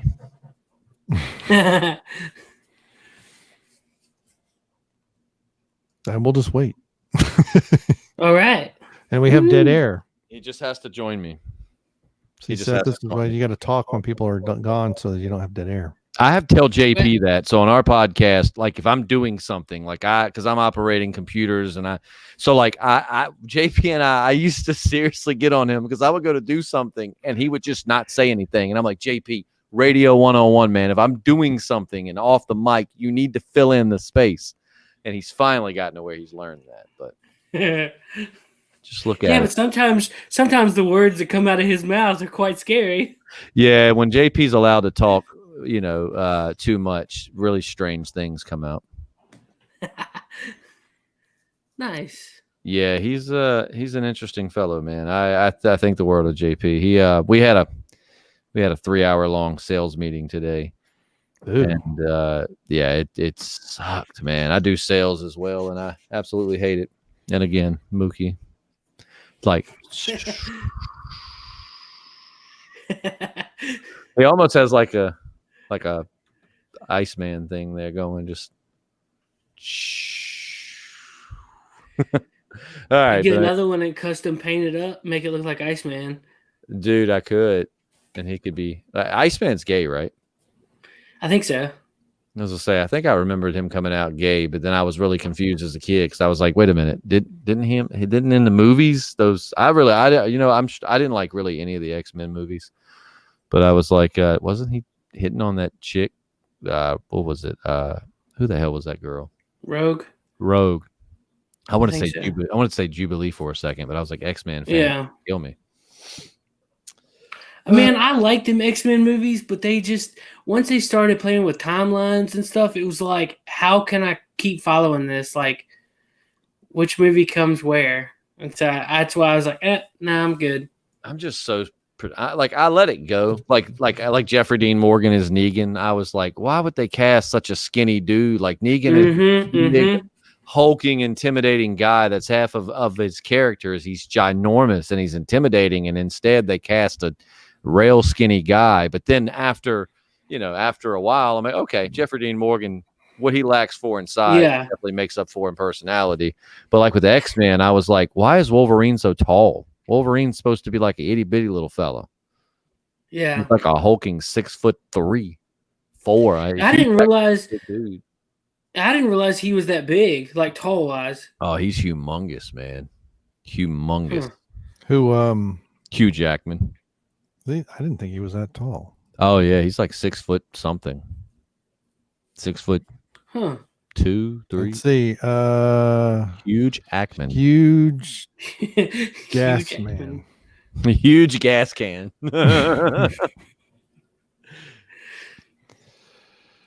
Hey, so you've read all of the Walking Dead comics, right? Oh yes, multiple times. All right. I've seen the there's a couple of extra books about the Negan and the governor. Are those extra books, or are they just their storylines in a book? Oh man, are you talking about like the governor special or whatever? Yeah, and then there's one that Here's Negan. Oh, now Here's Negan is actually its own thing. I've got that. That is fantastic. Okay. That is Negan's entire backstory, and it's a really good. Like Robert Kirkman did such a good job of showing you. Like I really applaud it. Like it was some of his best writing because it shows you why Negan he's not just an egotistical asshole. Like certain things made him get to that mindset of like we have to have rules. No one can survive unless they do what I say. And really good. If you haven't read that, man, highly recommend getting Here Comes Negan or Here. Well, I didn't want to. I saw it at Barnes and Noble and was like, I don't want to buy this if it's just like his story arc that's in, because I've got 4 compendiums. Because I got into it late in the game, right? So I started doing the compendiums, and I'm almost done with the 4th one. But I saw that, and I was like, I don't know. So I started to look it up, but I could never get a clear answer. So yeah, if it says Here's I Negan, do want it. There's a Governor special that really, like, I bought it and paid like $20 for the damn thing because I thought it was like some Governor side story I didn't know, but it wasn't. It was just like a regular issue, but it had like it was really weird. It was kind of false advertising, but no, Here's Negan is actually Negan's backstory, and it's a really good backstory. Cool. All right. Yeah, check that out. I love the Walking Dead comics so much. Yeah, they're so much better than the show. Yeah, its show's gotten better. I thought for a while it hit a lull, and I've actually really enjoyed the last season or two. Like for me, it's like new and exciting, and as much as I can't stand her accent, it's kind of grown on me, and I really like Samantha Morrison as Alpha. Yeah. She's a good addition to the Barn of Pleasures. I can't believe we've never thrown her in there yet. I heard that. We just decided to throw her into the Barn of Pleasures, and I'm like, why did we wait so long? Funny. She's perfect. Wrong answer. Wrong answer. Oh God. All right, Lake. So they do on their podcast it's almost like homoerotic. It's very homoerotic. Don't sugarcoat it. It's very homoerotic. Right. But they talk about the Barn of Pleasures being between Fear the Walking Dead and The Walking Dead. I don't know if you've seen either one of those shows, Leif. Nope. Have you? Nope. Really? Nope. I would have Not any of them ever. Never. Oh man, you're missing out. Now I'm anyway on HBO or something like that. No, it's AMC. on AMC. Oh, okay.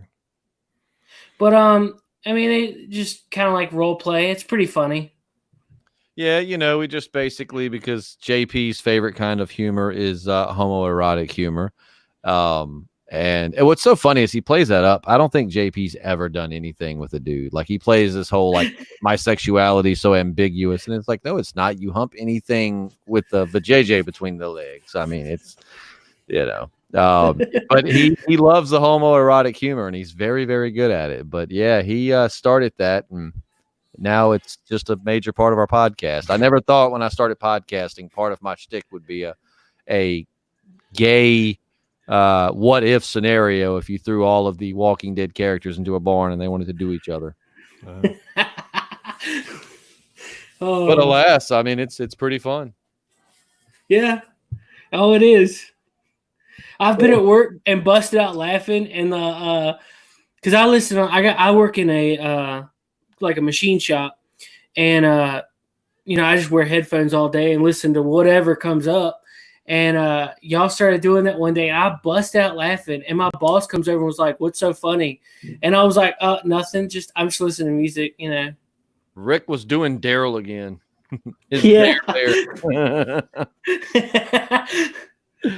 Oh man, good times. I can't wait for that show to come back. I feel so lost without it. Right, and it's getting so good. And they did leave. I didn't like the mid-season finale, but I mean, you're kind of like, but terrible finale. Like, it would have been good as like episode before the finale. Yeah, but you still kind of like, man, I wonder if they get out of that cave. Do y'all watch Vikings? Have y'all ever seen that? I've been meaning to look at it, but I haven't yet. It's so good, dude. I dare say I was having this conversation with my girlfriend when we left the restaurant.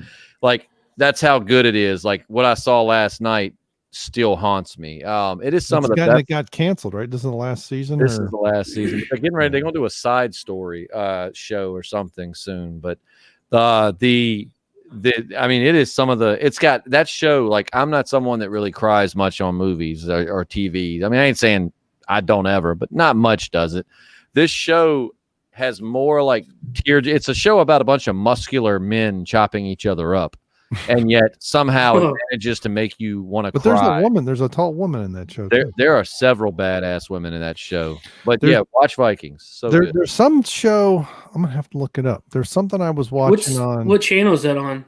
History. You can stream it on Hulu. Okay. The Hulu has the whole. All right, cool. So far, I think I saw on Netflix or Amazon too, but because on Amazon I do stream, although I haven't finished this latest season of The Marvelous Mrs. Maisel. Just feels a little weak to me, but I like the first season. I hadn't seen the newer ones, but I did watch. The first one's good. Second one's all right. Third one I don't know. I'm thinking they're starting to swerve into stupidity, but It is from the woman who wrote the Gilmore Girls. Yeah. After all, and that's a show that I mean, I started watching it. I guess it was on Netflix or something. I don't remember. It was long after it was off the air. Talking about Gilmore Girls? Yeah. And I got through like my girlfriend's dancing on the other side of the computer because she knows how much I hate it, and she just heard you say you watch it. Yeah. Well, I did it for a while, and then it just kind of got old. It was like, oh, let's see. A lot of those shows do that. Like Friends did the same thing, and Seinfeld. It's like I started as like,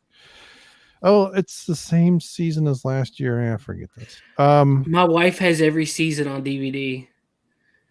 Of Friends or Gilmore Girls? Gilmore Girls. Yeah, my girlfriend does too. She streams it.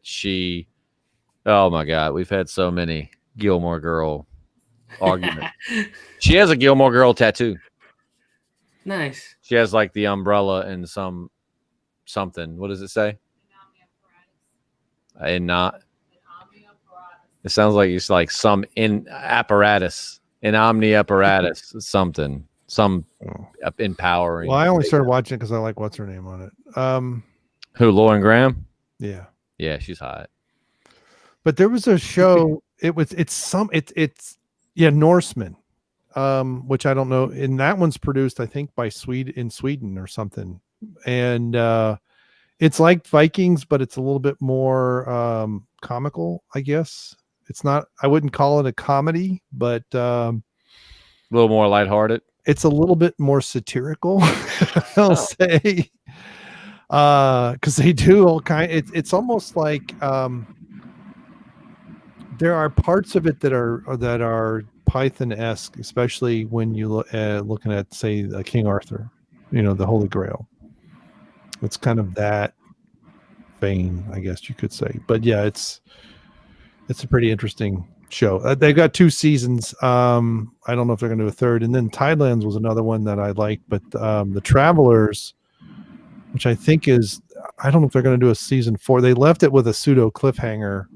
That was a good show. Yeah, that was done by Canadian Broadcasting, if I remember correctly. Good for Canada. I watched The Witcher. I still haven't watched that yet. Was it good? It's pretty good.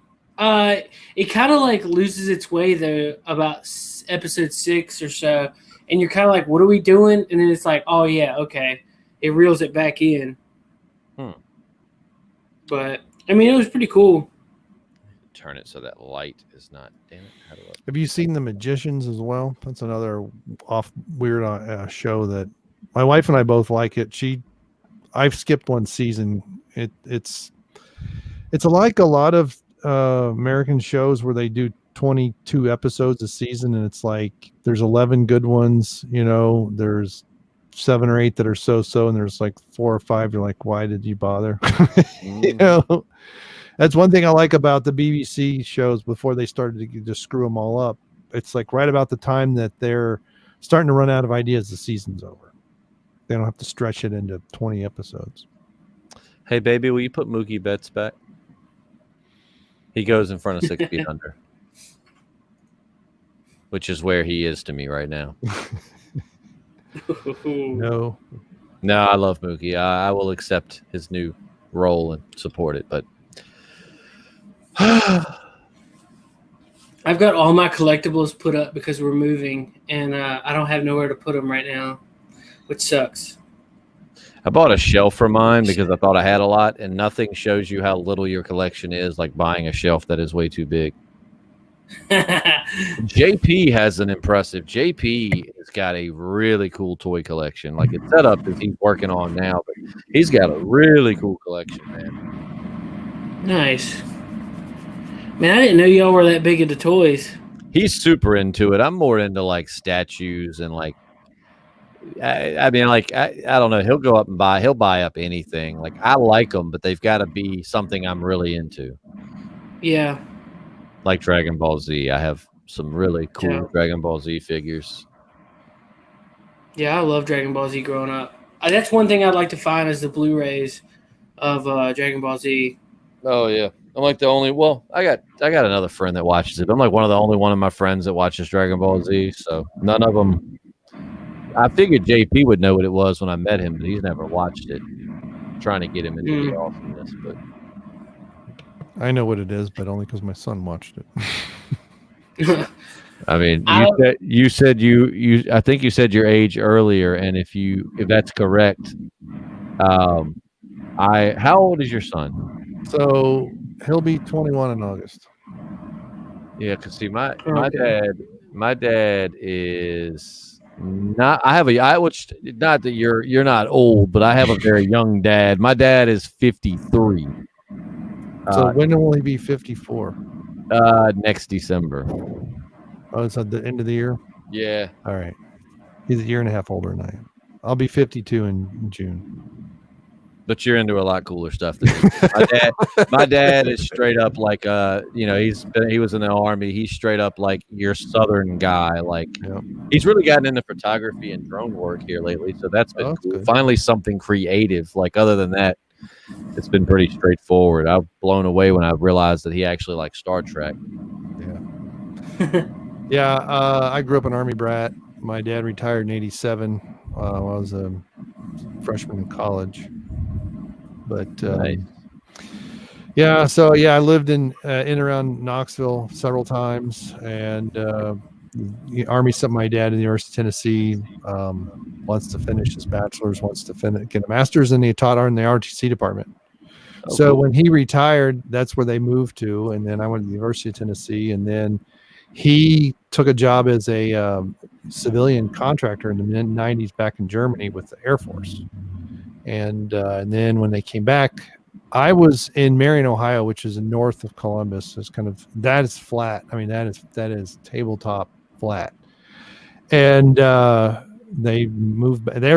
My parents are from Cincinnati. This is where I was born, but I didn't grow up here. And so they came back here, and then we eventually ended up here. So.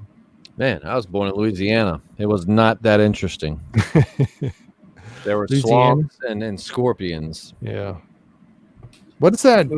What's that rodent that's a swamp rodent that's always destroying stuff? That in Louisiana, it's like they're constantly shooting them, but it doesn't matter.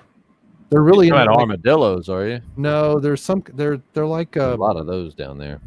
I don't even know if they're good to eat. I mean, they're. I mean, like, do they call them like actual like swamp rats? Because that was a thing. Like, that's their nickname, but I forget what they're really called. But a lot of the let's Google what is the dike rat work and different things around New Orleans. They get in there and they build their nests and they clog stuff up and they cause flooding and other things. So there was something. I thought it was cops or something years ago. I saw a show and these guys, they were policemen, but they had a sniper on the back of like it wasn't what was that stupid pickup? But anyways, the pickup truck, they had a chair in the back and they're just going around, they had a spotlight and the guy, can shoot him in like seconds. Just psh, psh. They don't even pick them up. Yeah, you just said shooting made me think about it. I was going to get up tomorrow and do some coyote hunting, but I don't think I feel like it. Maybe I will go tomorrow night. But yeah, I just saw a picture of what you're talking about, the swamp rat. And it's like you said, it's not actually a rat. It's a rodent, but it honestly looks kind of like a wombat. Yeah, it's an invasive species from South America. Strangely enough, typing in swamp rat brought up Pornhub suggestions. And I'm curious. I'm not going to... Nutria, that's it. Nutria rats. There you go. They are... Oh man, look at they got like straight orange teeth. I mean, squirrels, we go squirrel hunting. A lot of squirrels have orange teeth, but these suckers have like carrot orange teeth. Very interesting. Like that's rodents of unusual size. 20 pounds. Gee whiz. Good God, man. Yeah, that's so people hunt them as an invasive species. Yeah. Because they get into the stuff, they clog up things. Yeah, they're really a nuisance. Isn't that a sad existence? What do? I clog up things. Yeah, and even with people hunting them like that, there's still just too many of them. It's like, oh man, I collect knives, and apparently there's a knife called the Swamp Rat Custom something. It's a knife called the Swamp Rat. Yeah, they really do have orange teeth, don't they? Yeah, like super orange. Yeah. Check this out, Seth. You gonna screen share it? Yeah, hold on. Okay. It's easier if I do it in Opera, but they got a stupid video that starts, so they gotta stop.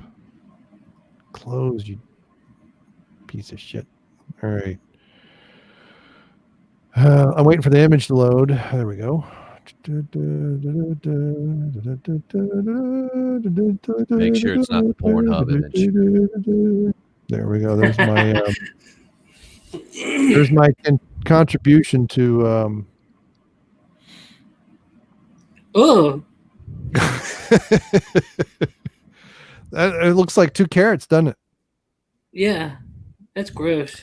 It kind of, if you look at its nostrils, that other picture, it kind of looks like an owl with that orange legs right there. Yep. Kind of, yeah. That's kind of the orange. That's I'm gonna mess with people and just be like, "Have you ever heard of the orange-legged owl?" That'll be your next Weird Wednesday. Yeah, we'll do that out. Weird Wednesday. Prop that around, go around the whiskers. It's got these spines that come out. I'm pretty sure they're satanic in nature. It screeches, sounds like your mother-in-law. But yeah, 5 stomach-turning rat swamp moments. Oh, there's a documentary on them. Interesting. Yeah. Anyway, man, those are so much more tame. Our pests are coyotes. Like we have an abundance of coyotes. Right now it's mating season, so I kind of feel bad because we'll call them in with mating calls. And I mean, can you imagine like running full speed to what you think is going to be a nice piece of ass, and instead you just get shot? Yeah, that would suck. But right now is the time of the year that they are dangerous. Right now, now's when they attack animals like pets and children and stuff because they're, apparently for some reason animals get horny and they attack stuff. I don't, But yeah. What do you hunt them with? Well, it depends on who I go with. If I go by myself, I usually take my AR, and if I go with someone, then I like to take the shotgun and let them take like a 270 and sit up in a tree stand, and I'll sit on the ground and blast them if they get close, and the person up top can blast them if they're far away. Nice. We tried to go hunting at night with a friend of mine, but you can't shine the light a lot, and we didn't have a red or a green light, and I kept telling him, all right, so we're gonna listen, we're gonna sit and play the quiet game, and we're gonna listen, and when you hear something, we'll give it a little bit, and when it gets close, you're gonna hit the light, and I'm gonna follow the beam with the gun. And instead he took that as every 1 minute to shine the light around, so we sat there for 8 hours and didn't see anything. Yeah. Now you're scaring away the bugs that often. Yeah, and that's what I tried to tell him. I'm like, dude, you got to think about it from a coyote's perspective, man. They're already cautious, and when the light comes through the bushes like that, to them it looks like something moving. They just take the hell off. Yeah, coyotes are actually a lot harder to hunt than people would think. Like they're ridiculously smart. Well, yeah, and they're very adaptable. They're probably the most adaptable non-domesticated canine out there. I mean, they've outlasted wolves and everything else in different areas and have been hunted for probably 100 years. Oh yeah, absolutely. And they just keep population right, and they bigger. They think, oh, they're gone, and then poof, they're in the neighborhood somewhere, and pets are disappearing. Ours is stupid. We brought them in. What did they say? They brought in rabbits for some reason. I mean, we had rabbits, but they brought in more rabbits for something. Then rabbits started destroying crops. So then they brought in coyotes to take out the rabbit population. And then the coyotes got too big, and they sent out the rednecks to thin the coyote population. And when the Bud Light gets low, they start putting out the rednecks. the elusive redneck. He's out of Bud Light. He's now grumpy, and we're in his territory. Stay back a good We ain't got no Bud Light in Copenhagen. It's time to shoot some rednecks. Yeet. Dude, oh my God. I have this whole thing. I hate yee boys is what I call them. I know. There are like certain aspects to spot a yee boy. If his truck is looking straight up, which is, I mean, like I can't talk. I have a truck that has Carolina squat. It's so stupid. Like, I have a truck that has a ridiculous amount of lift. I don't need as much lift as I have on my truck, but you know what? I'm a free American, so damn it, I put the lift on my truck. But I do. What do you got? I have a 94 Toyota pickup. And I do go off-road a lot. Like on my grandparents' farm, I mean, there's lots of places. I mean, I might not need 7 inches of lift, but you know what? I get over it, whatever I want. But with that said, the Carolina squat, they wear muck boots that never see mud. Camouflage, even though you're sitting in Applebee's. You know, I just yee boys. I can't stand. Yeah, I got a friend of mine that's like that, and he lives in a subdivision. Oh yeah, they always listen to rap. I don't get it. Like you're pretending that bro. You're supposed to be this super redneck, and you've got Young Jeezy coming out of your speakers. Like I'm pretty sure country boys ain't. Florida Georgia Line said to do that. I hate Florida Georgia Line. I interviewed them. You know, I interviewed them back in like 2013. If I could have known what kind of douchebags they were going to become, that interview would have been so much funnier. I hate it. We have a different word around here. What's that? For yee boys? Like yeah. What do you call them? What is it? It's not what I call them. It's what the blacks in my neighborhood call them. Oh, what do they call them? The kinder term is wiggers. Oh. Yeah, so it's white. Well, that's reserved. Yeah. Huh? That's reserved for like white gangsters here. Yeah, people around here will use that terminology if it's like someone that tries really hard to be gangster, someone who wants to be Eminem, like early 2000s Eminem. So you guys have similar.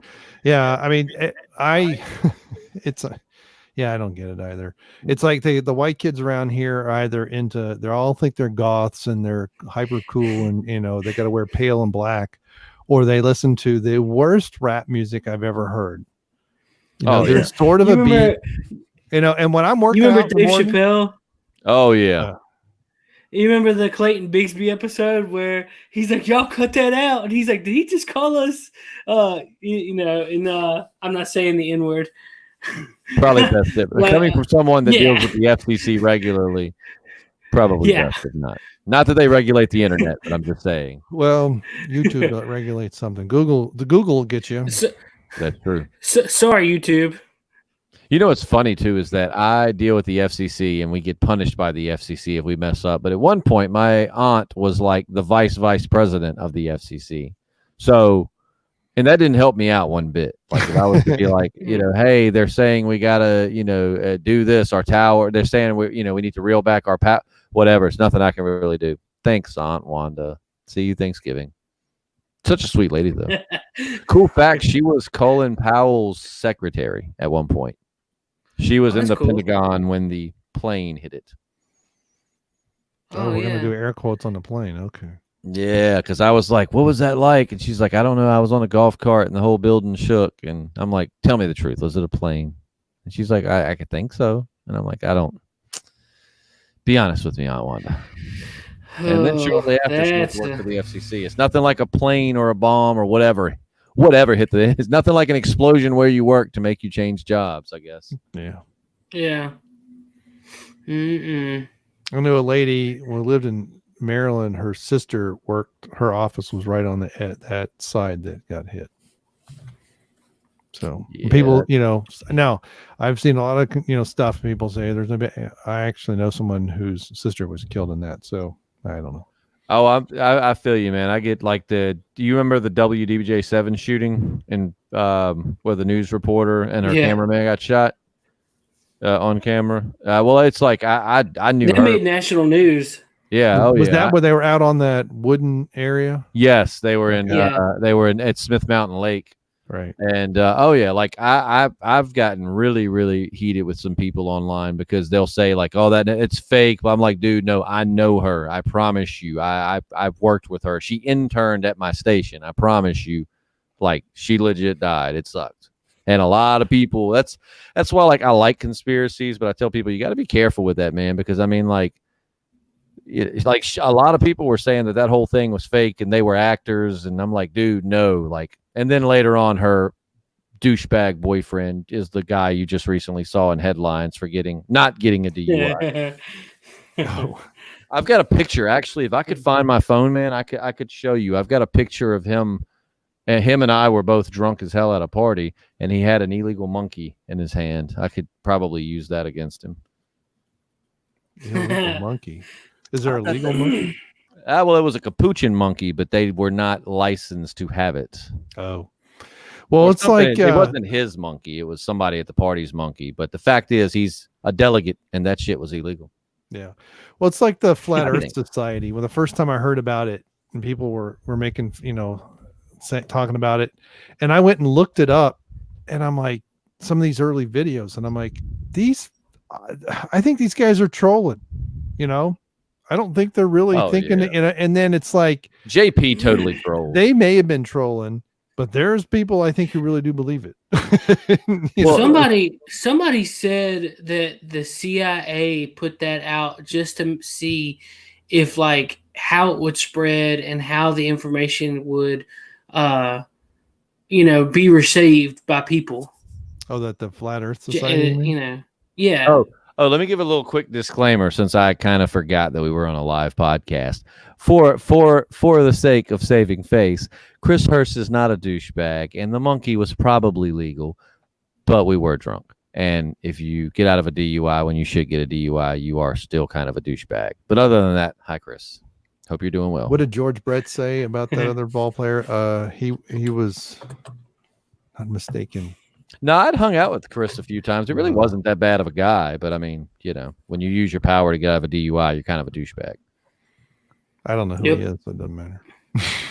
Right. Chris, he doesn't know you, so don't matter what you do. Yeah. He's actually a delegate for the area like 10 minutes down the road from me. So yeah, he was a fairly nice guy.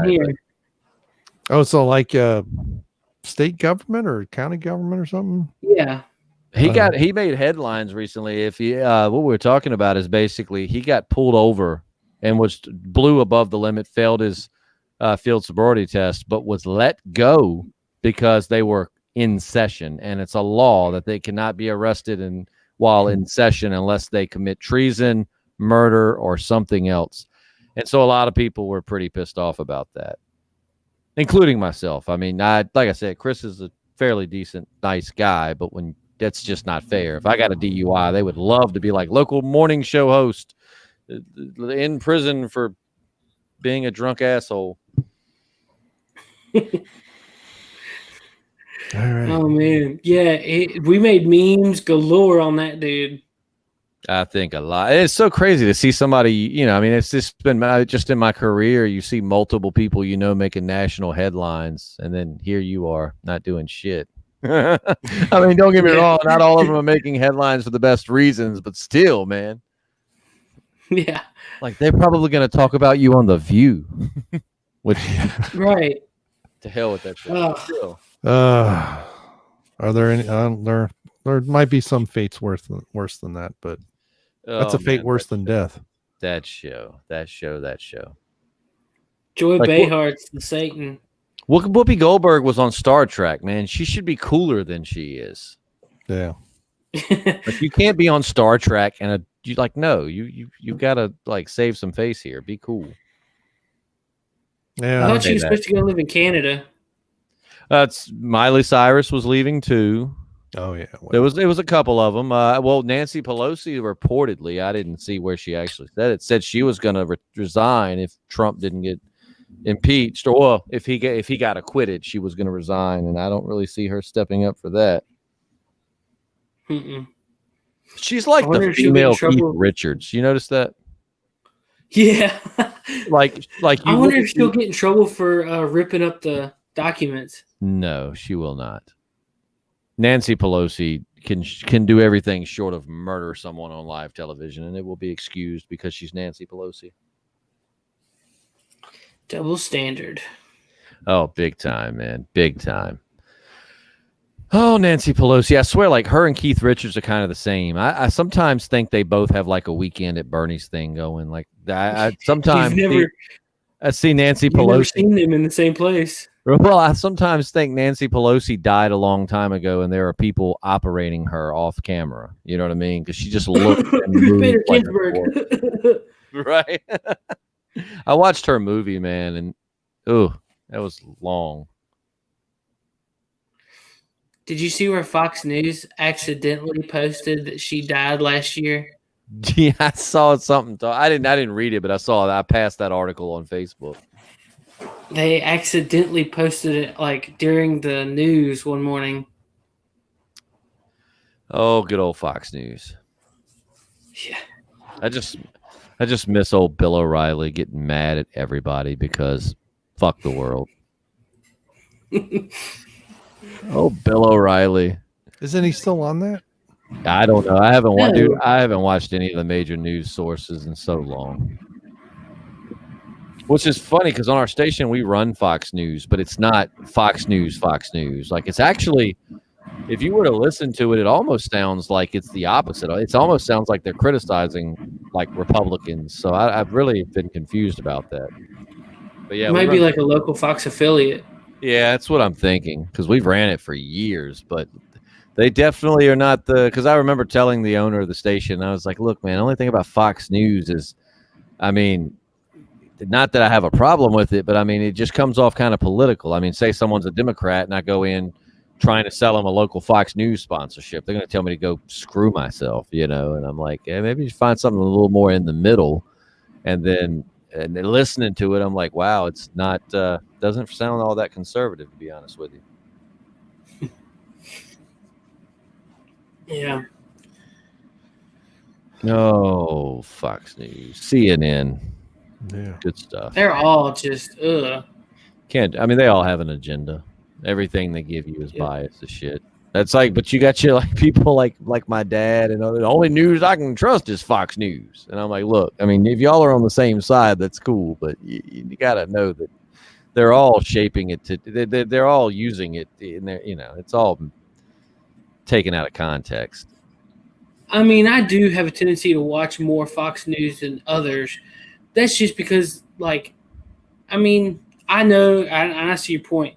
They all have an agenda, but I feel like you get a more fair shake on Fox than you do like CNN. Well, CNN's just anything anti-Republican. That's where they're going, and it's just they're CNN's and CNN's been caught like straight up giving, like they act like Fox News is the only one that's been caught giving false information. CNN's been caught doing it multiple times. Yeah. Do you remember, just one instance I can remember right off the top of my head is a couple years ago, there was a guy that scaled Trump Tower, like with suction cups. And he like climbed, I think 14 stories. What a brave of man. Trump Tower. Right. And I was flipping between Fox and CNN just because I wanted to see like what they all had to say. And Fox was all like, man, this dude's equipment, man, this professional looking equipment. And then I flipped over to CNN and they were like, he's obviously mentally deranged or whatever. And it was like, well, he may have been. I mean, there's a fine line between genius and crazy. climbing 14 stories with suction cups. What a boy! I don't know, man. Like I don't like heights, but I'm not like deathly afraid of them. But I damn sure couldn't do that. Mm-hmm. Yeah, no, that's a non-starter. I went to Cape Hatteras. And was all like, I'm going to get up in the lighthouse. I'm going to walk around and it's going to be cool. I got up there, stepped out onto the deck and was like, this is a mistake. This is a bad idea. You know the biggest crock of bullshit are the, and if y'all don't cuss on your podcast, I apologize. But the biggest crock of bull crap is get on the little ski lift things at Busch Gardens. Have you ever been to Busch Gardens? Yeah. Dude, oh my God. So like my brother and I walked in and we saw one that was like seriously 20 feet over our head. And he was like, would you ride the cable car with me? I was like, yeah, I'll ride. Well, we didn't get on one until like, 4 hours later. And at that point we were in like Germany or something, like, on a whole nother part of the area. So this was not the 20 feet above the ground one. This was like the 300 feet, see everything, like could see my house from out. It was, and when you get on, it takes off, and when you go off like the deck, it drops. And dude, that is probably the wussiest moment of my entire life. Like I wouldn't look, I was just looking down. Even my girlfriend's all cool and like, oh, look at the lights, they're so pretty. And I'm like, don't touch me, don't move. Like, just as soon as we get to the next landing spot, I'm tucking and rolling. Y'all keep doing your thing.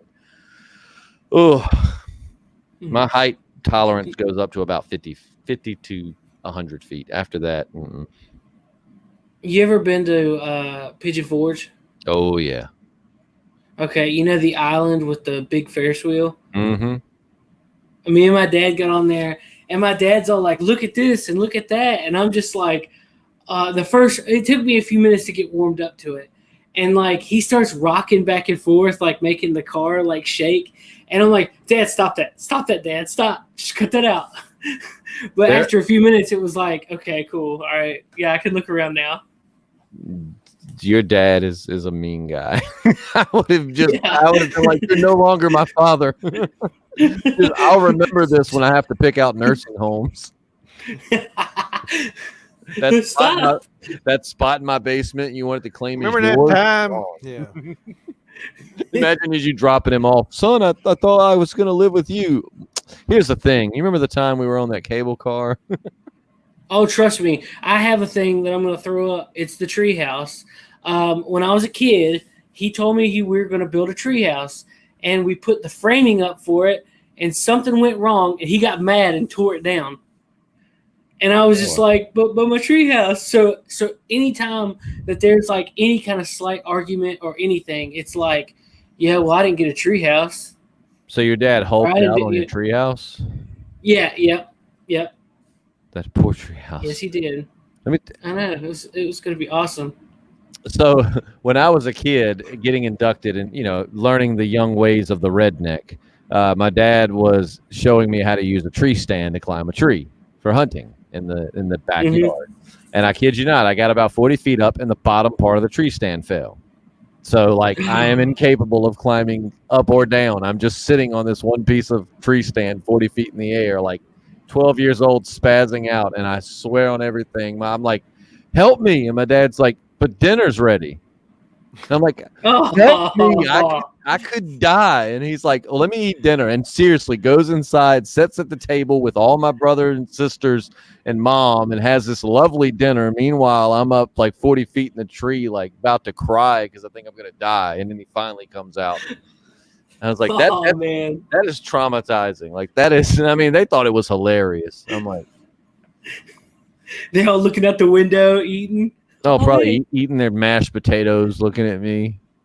Oh yeah, man. So yeah, my dad's got some karma coming around when it comes time to take care of his older needs. I'm not wiping his ass, that's for sure. Nope. You want to wrap up on that note? We can. It's getting late. It's getting quite late. And there's any other topics you want to bring up? I don't think so. Justin, talk about your channel for a minute. It's the Podcasting Dead. We podcast about The Walking Dead. We podcast about conspiracies, the paranormal. We podcast about JP's weird fetishes. So you talk about Alex Jones a lot? He defends Alex Jones very ferociously, and I love to just watch. I love to make fun of Alex Jones just to watch JP squirm. Brain force. Yeah. Oh man, yeah, I love to give JP a hard time about that. But yeah, check it out. I think we do 2 or 3 podcasts a week. Mondays are Walking Dead, Wednesdays are paranormal or conspiracy, and we used to do a mail call on Friday, but it ended up being like the same 2 chicks asking us a bunch of questions, and they're super sweet and we really appreciate them, but we know they've got to be tired of trying to come up with questions, so we just gave that up. But yeah, check it out. It's on YouTube, iTunes, SoundCloud. We want to do a lot more. We just have to find time to do it. I want to get into some urban exploration. Yeah, that'd be cool. I really want to start like exploring old buildings because like neither JP nor I really believe in ghosts. So I really want to go to these places that are supposed to be haunted just to see, you know what I mean? Yeah. I'm not 100% against ghosts, but I think a lot of times it's people freaking out over something perfectly, something that's explainable. But when you get scared, your mind just does stupid stuff. So is this your That is our channel. All right. Look at our 4,000 subscribers. Yeah. It's more than I got. I only got 1,500. Oh, well, I keep like gaining 5 and losing 2 and gaining 2 and losing 3. And then it's like it just stays around the same number for weeks on end. We've had people, be warned, man. You might get mad at us, and people that leave our channel for some of the dumbest reasons. And I mean, it's subjective. So I mean, I'm not saying they're dumb, but we've had people leave our channel because we give spoiler warnings. We straight up say, hey, if you haven't read the Walking Dead comic, get ready, maybe come back in 2 minutes. A little spoiler, but we're going to connect it to the show. That one guy was like, I can't believe y'all spoiled this. I was going to wait till the show ended before I read the comics. And like, well, we give you a spoiler warning, and this dude harassed the hell out of us. Yeah. For that. And I mean, we just have people get mad. Dang. People get mad at us for some of the dumbest stuff, man. But whatever. It comes with the territory. That's so stupid. Yeah. We have one woman that wants us to let her know if we're going to talk politics, because she doesn't want to hear politics. And I'm like, well, we don't talk politics. So but yeah, check it out. I appreciate y'all letting me come on the show. I'm tired. I get up at 4:30 in the morning, so y'all are catching me running on fumes. Yeah. Oh gosh. I mean, I get up at Yeah. about 6 and I'm running on fumes, so I can imagine. So Yeah. I guess LMP's not going to show up, and neither is Prime Mover, but he's the old man of this show. He's 6 months older than I am. So, that's all that matters, though. He's older, so my God. He's December 67 is when he was born. So on my channel it's just Brian Lape, BRYONLAP. If you just do YouTube/Brian Lape, that's me. Like I said, I will hopefully tomorrow I'll get a chance to get caught up a little bit better on getting the BitChute version of this, because I used to do it the next day, but once ski season started, my weekends many times are tied up. Last weekend is when I made the beer when I wasn't skiing, so and it's gonna. He does ski patrol. Yeah. So making beer. That's so awesome. But I do have a few small kind of minor videos on making beer, but I usually get in on some of the beer reviews. I get into it. I actually had one. Nick of World Class Bullshitters gave me some stuff from Atlanta when he came up here. I guess it's been about 1.5 years ago. And one of the beers, I almost guessed the entire recipe and I actually had the head brewer and the owner let me know how close I was. That it was 2 different yeast strain. It was 2 different types of beer that were kind of combined, and there's 2 different ways of doing it. I said, this feels like they made them together with the yeast and everything else. So I don't know anything about it. I just drink it. Yeah. I was gonna say I'm the redneck. I take a sip and I'm like, swirl it around. This is Bud Light. This is I'm tasting a fine scent of Natty Light in this one. Yeah, I got green apple. Must be Budweiser. I do like Crown Royal green apple. Yeah, that's a good bourbon. Yeah, I've heard that. Mix it with Dr. Pepper. It tastes like a caramel apple. Oh wow, that'd be interesting. It'll get you drunk. It'll get you there. It's Old Kentucky Tavern, and that stuff's nasty. What's it called? Kentucky Tavern. It's not. It's a well bourbon. So it's not kind of like old granddad. Yeah. I actually years ago used it. I took some medium roast oak chips and soaked it in that for 6 months. And then I put the oak chips in my beer, and I got the bourbon flavor. I got what I wanted, but the bitterness of the bourbon was still there. And it was like, yeah, I need to use a better bourbon next time. I haven't done it since. That's the thing with home brewers. We get easily bored, so it's rare we make the same beer twice. Man, I get easily bored, and I don't even brew anything. Well, that's the other thing with brewing. Now, granted, I do 5-gallon batches, and I do all grain, so it takes most of the day. I mean, it's about a 9-hour process, but that's cleaning everything, cleaning the kitchen, doing everything. Usually screwing up somewhere, spilling something. The dogs got into one of our dogs was looking. I thought, oh, it's okay, but the next day he was really bad. So, how long have you been doing that? I started about 95, 96, somewhere in there. Oh, nice. So you've been doing this for a while. Yeah, I was kind of doing off and on for a while, and then I got back into it a few years ago, and then now it's a lot of the friends that I used to give beers to. We don't see each other as much, and so getting rid of the beer is the problem. So that's not a problem in my man cave. What got you into that? Like, what made you? Did you just like sip a beer and go, you know what this needs? No. So when I worked, I was living in Knoxville at the time. So I worked in the library of the University of Tennessee, but one of my coworkers, because I had tried beer and didn't like it, and he was a home brewer, and he said, well, you know, what have you tried? And I told him, he said, try this, try that. And he kind of got me into the better beers. What was available is, we didn't call it craft beer back then, but it was like Sam Adams, and you had Sierra Nevada was available. We had Red Hook before they got bought by Anheuser-Busch and got all screwed up.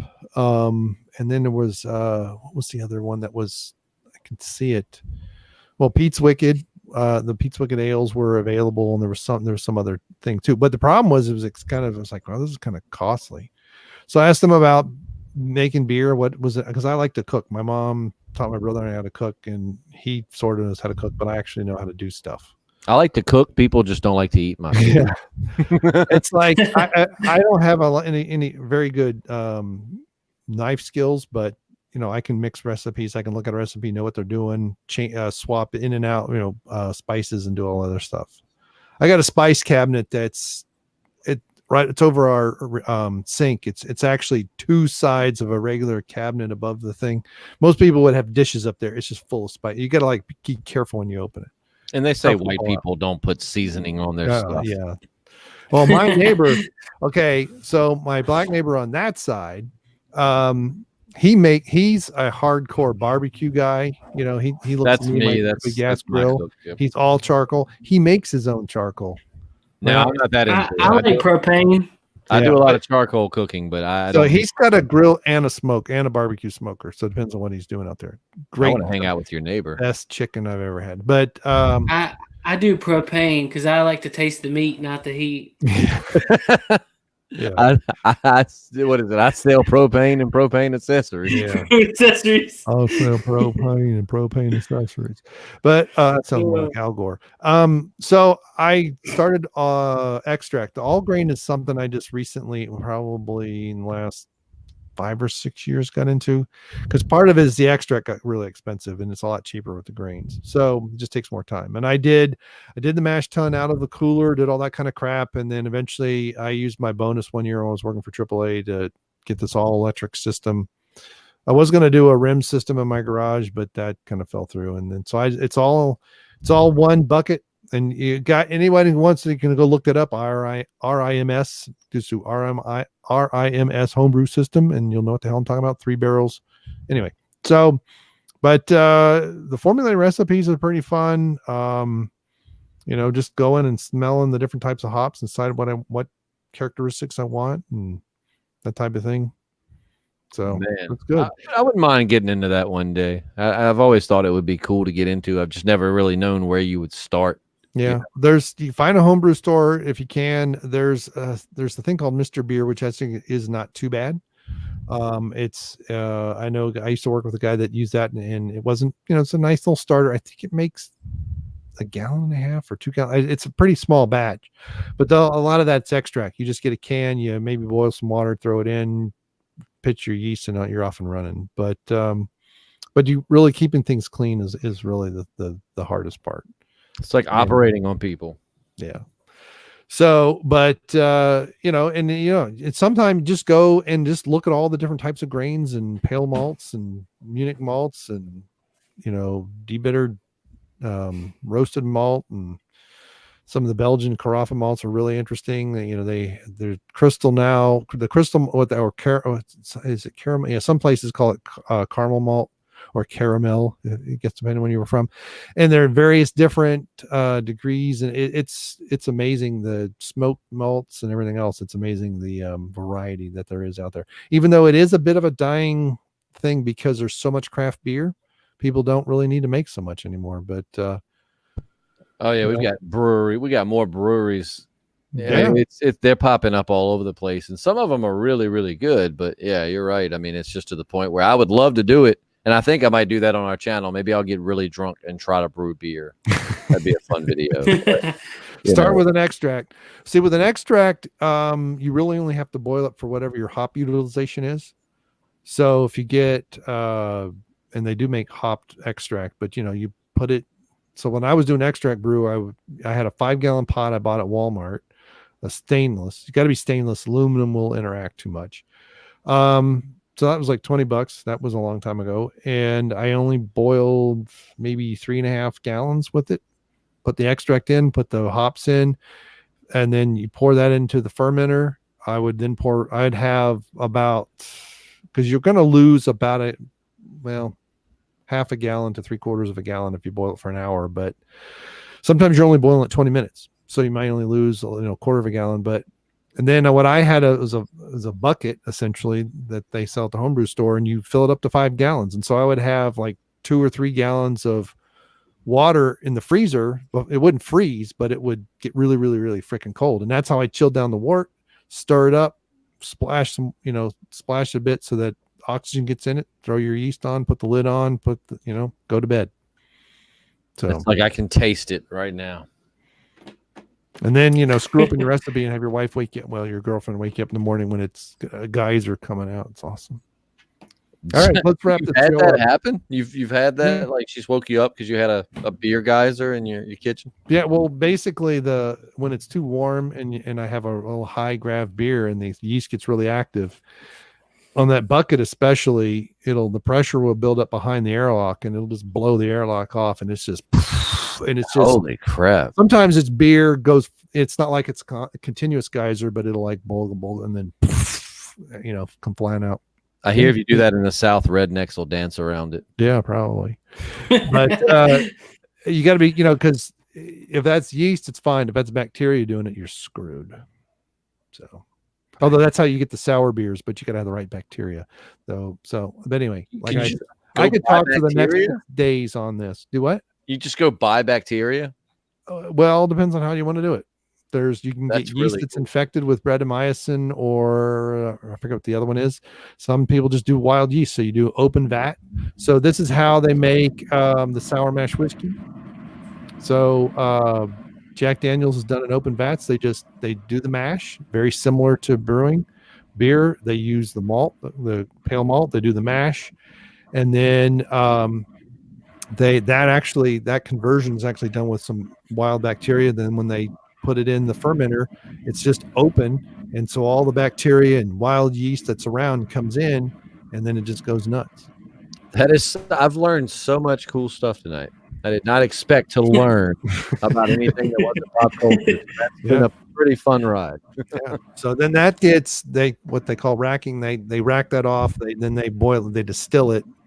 They first rack it off, and then never mind. So that's because you got to get it off all of the gunk that collects at the bottom of the fermenter, and then they do the distillation. So they don't care how it gets to alcohol, because they're going to then boil off the alcohol and then put it in the barrels. I'm going to be at the brewery and swirling my beer around, which I don't know why you would swirl a beer around, but just to look pretentious and go, you can really taste the bacteria in this one. Make sure it's a sour beer. It'll make more sense. This is good wild bacteria. In some of my early videos, I cover why you swirl the beer. So, do you actually swirl beer? Yeah. There's 4 different reasons why you do that. 4? Oh, man. Oh, God. Yeah, no. See, you're gonna get me down in a while. We'll be here till. Well, I definitely want to hear about it some other time for sure. I find this, like I said, I've always wanted to. I just never knew where to start. So I find it actually really. I love beer, so I find it very interesting. Sometime when you don't have to watch you can just listen to my videos, but check out some of my beer reviews. And many times I talk about just even the way it's carbonated and everything else. So. Part of it is because I do home brewing. I know what to look for in various characteristics. So, and quite often, not always, I do food pairings. That's pretty interesting. And one of these days, I'm actually going to put my money where my mouth is. And what is your channel called? I'm going to go subscribe to it. So here, let me screen share that tab that still has yours open. So basically, if you just do YouTube / and then my name, BRYONLAPE, and it'll take it to you. BA, would you say BA what? BRYONLAPE. Brian Lape. Oh, there it is. So yeah, my channel's so old that it actually the name is actually intelligible as opposed to that random letter nonsense that everybody else gets now. Is that your picture there? Yeah. Oh man. I thought it was Stephen Colbert at first. Yeah. That's probably about this picture. That's me. That's good 10 years ago though, I think. My daughter took that in the backyard. You were just looking all deep in thought in the backyard. I'm a thinking man. Yeah. And so let's see if I can sort. My older videos are a very different collection of stuff. This is probably what I've been meaning to delete. I started by doing some business stuff, and I mean, look at some of these 8 years, 16 views. So it's very sporadic, right? It's like 873 views, but 29 on this. And that's the thing with YouTube. I cannot figure out the damn algorithm to save my life. Dude, as much as I hate to say it, clickbait. Yeah. You have to. And I mean, we do. That's one thing we strive to do. Like we wanted to, we put titles that were suggestive and made you want to click, but we never wanted to put a title that was not truthful. You know, we just found a way to make it sound more interesting. Yeah. Like just because I hate those videos where it's just a blatant lie for the title. But. Yeah. Well, here's the thing I made for Natural Homebrew Day 2012. But that's that old. We've had that thing that long, because I have to do this stuff in from through the window. My wife's like, I feel like a redneck when you do this.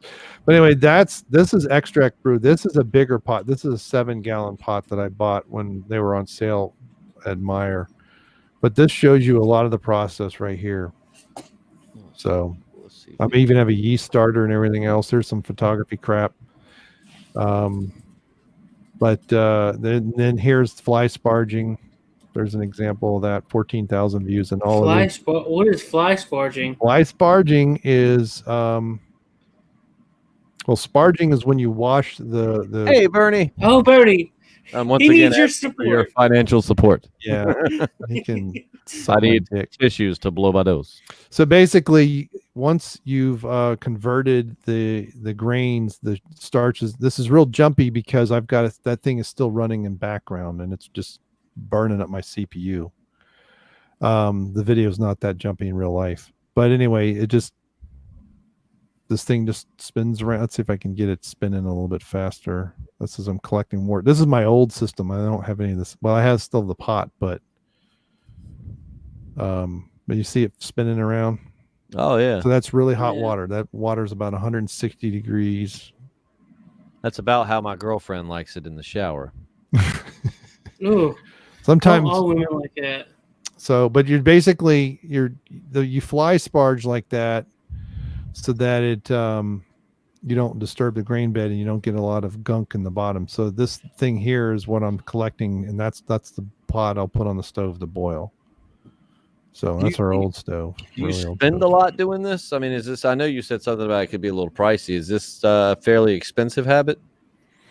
It just depends on what kind of beer you're making. I'm seeing if I had anything else that was. Yeah, I don't think so.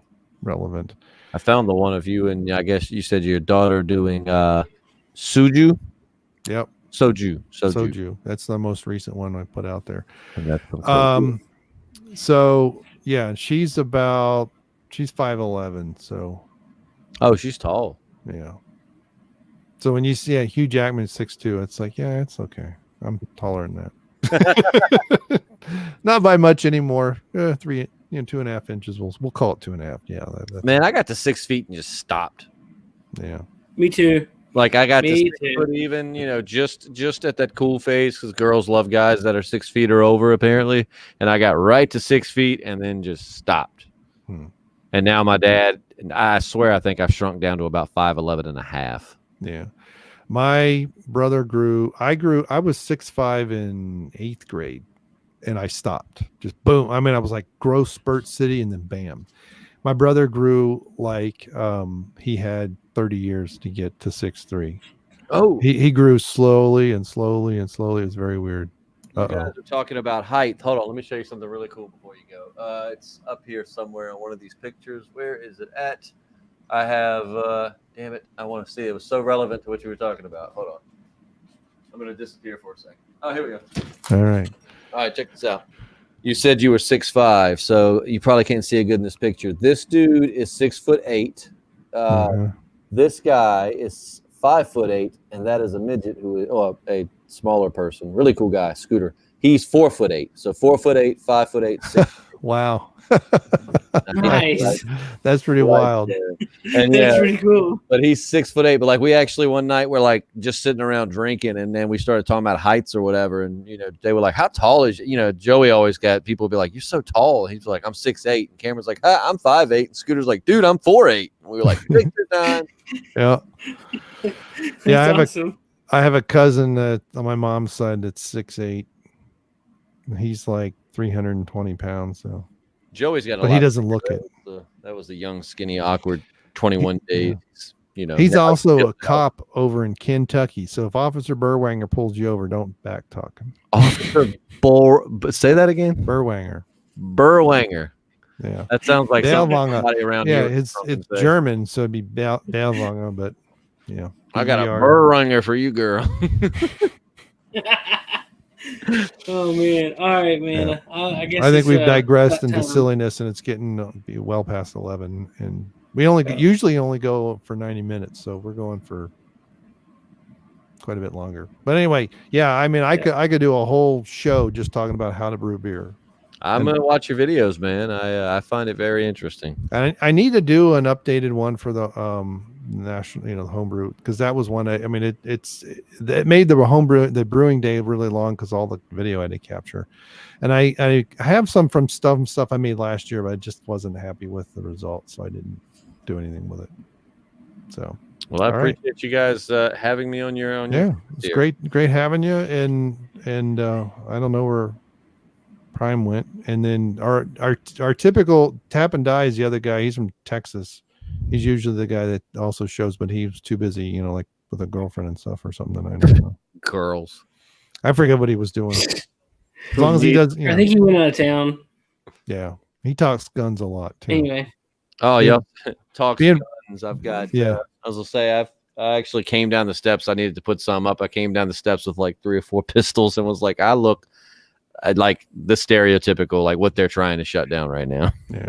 So, I just need to put them yeah, and so and I'll put in the description. I'll put a link to your channel in the description when it's all said and done. And much appreciated. I'll definitely give your channel a shout out when we go on Monday. All right. Monday or Wednesday. Sweet. Thanks. Monday or Wednesday. One of the two, wherever it'll fit best. Yeah. And this is the fan cast, as in CASTE, as in the cast, cast system, because that's how it started, right? We were the fans. We were talking back when we weren't worthy. So yeah. Now they do so much stuff live. People just do it in the chat. So yeah, we want to eventually. JP and I think we're going to start eventually adding one of these type of podcasts. JP got true story. JP got drunk and changed his password on his MacBook, and now he can't figure it out. So that's why we haven't started yet, because he can't get into his MacBook. But once we figure it out, we're going to start doing this. Yeah, there's a way to do man. it. True story. So I'm trying to find that. All right. Well, Beth, you got anything else? Yep. No, Justin, thanks for coming, man. You got an open door anytime you want to come back. Thanks, man. I'll just creep on you guys, and when I see you doing something, I'll just be like, bam, what's up? All right, man. All right, guys. Have a good night. Thank you, everybody. And we'll see you next week. Later. I got to hit stop, and he actually he bailed.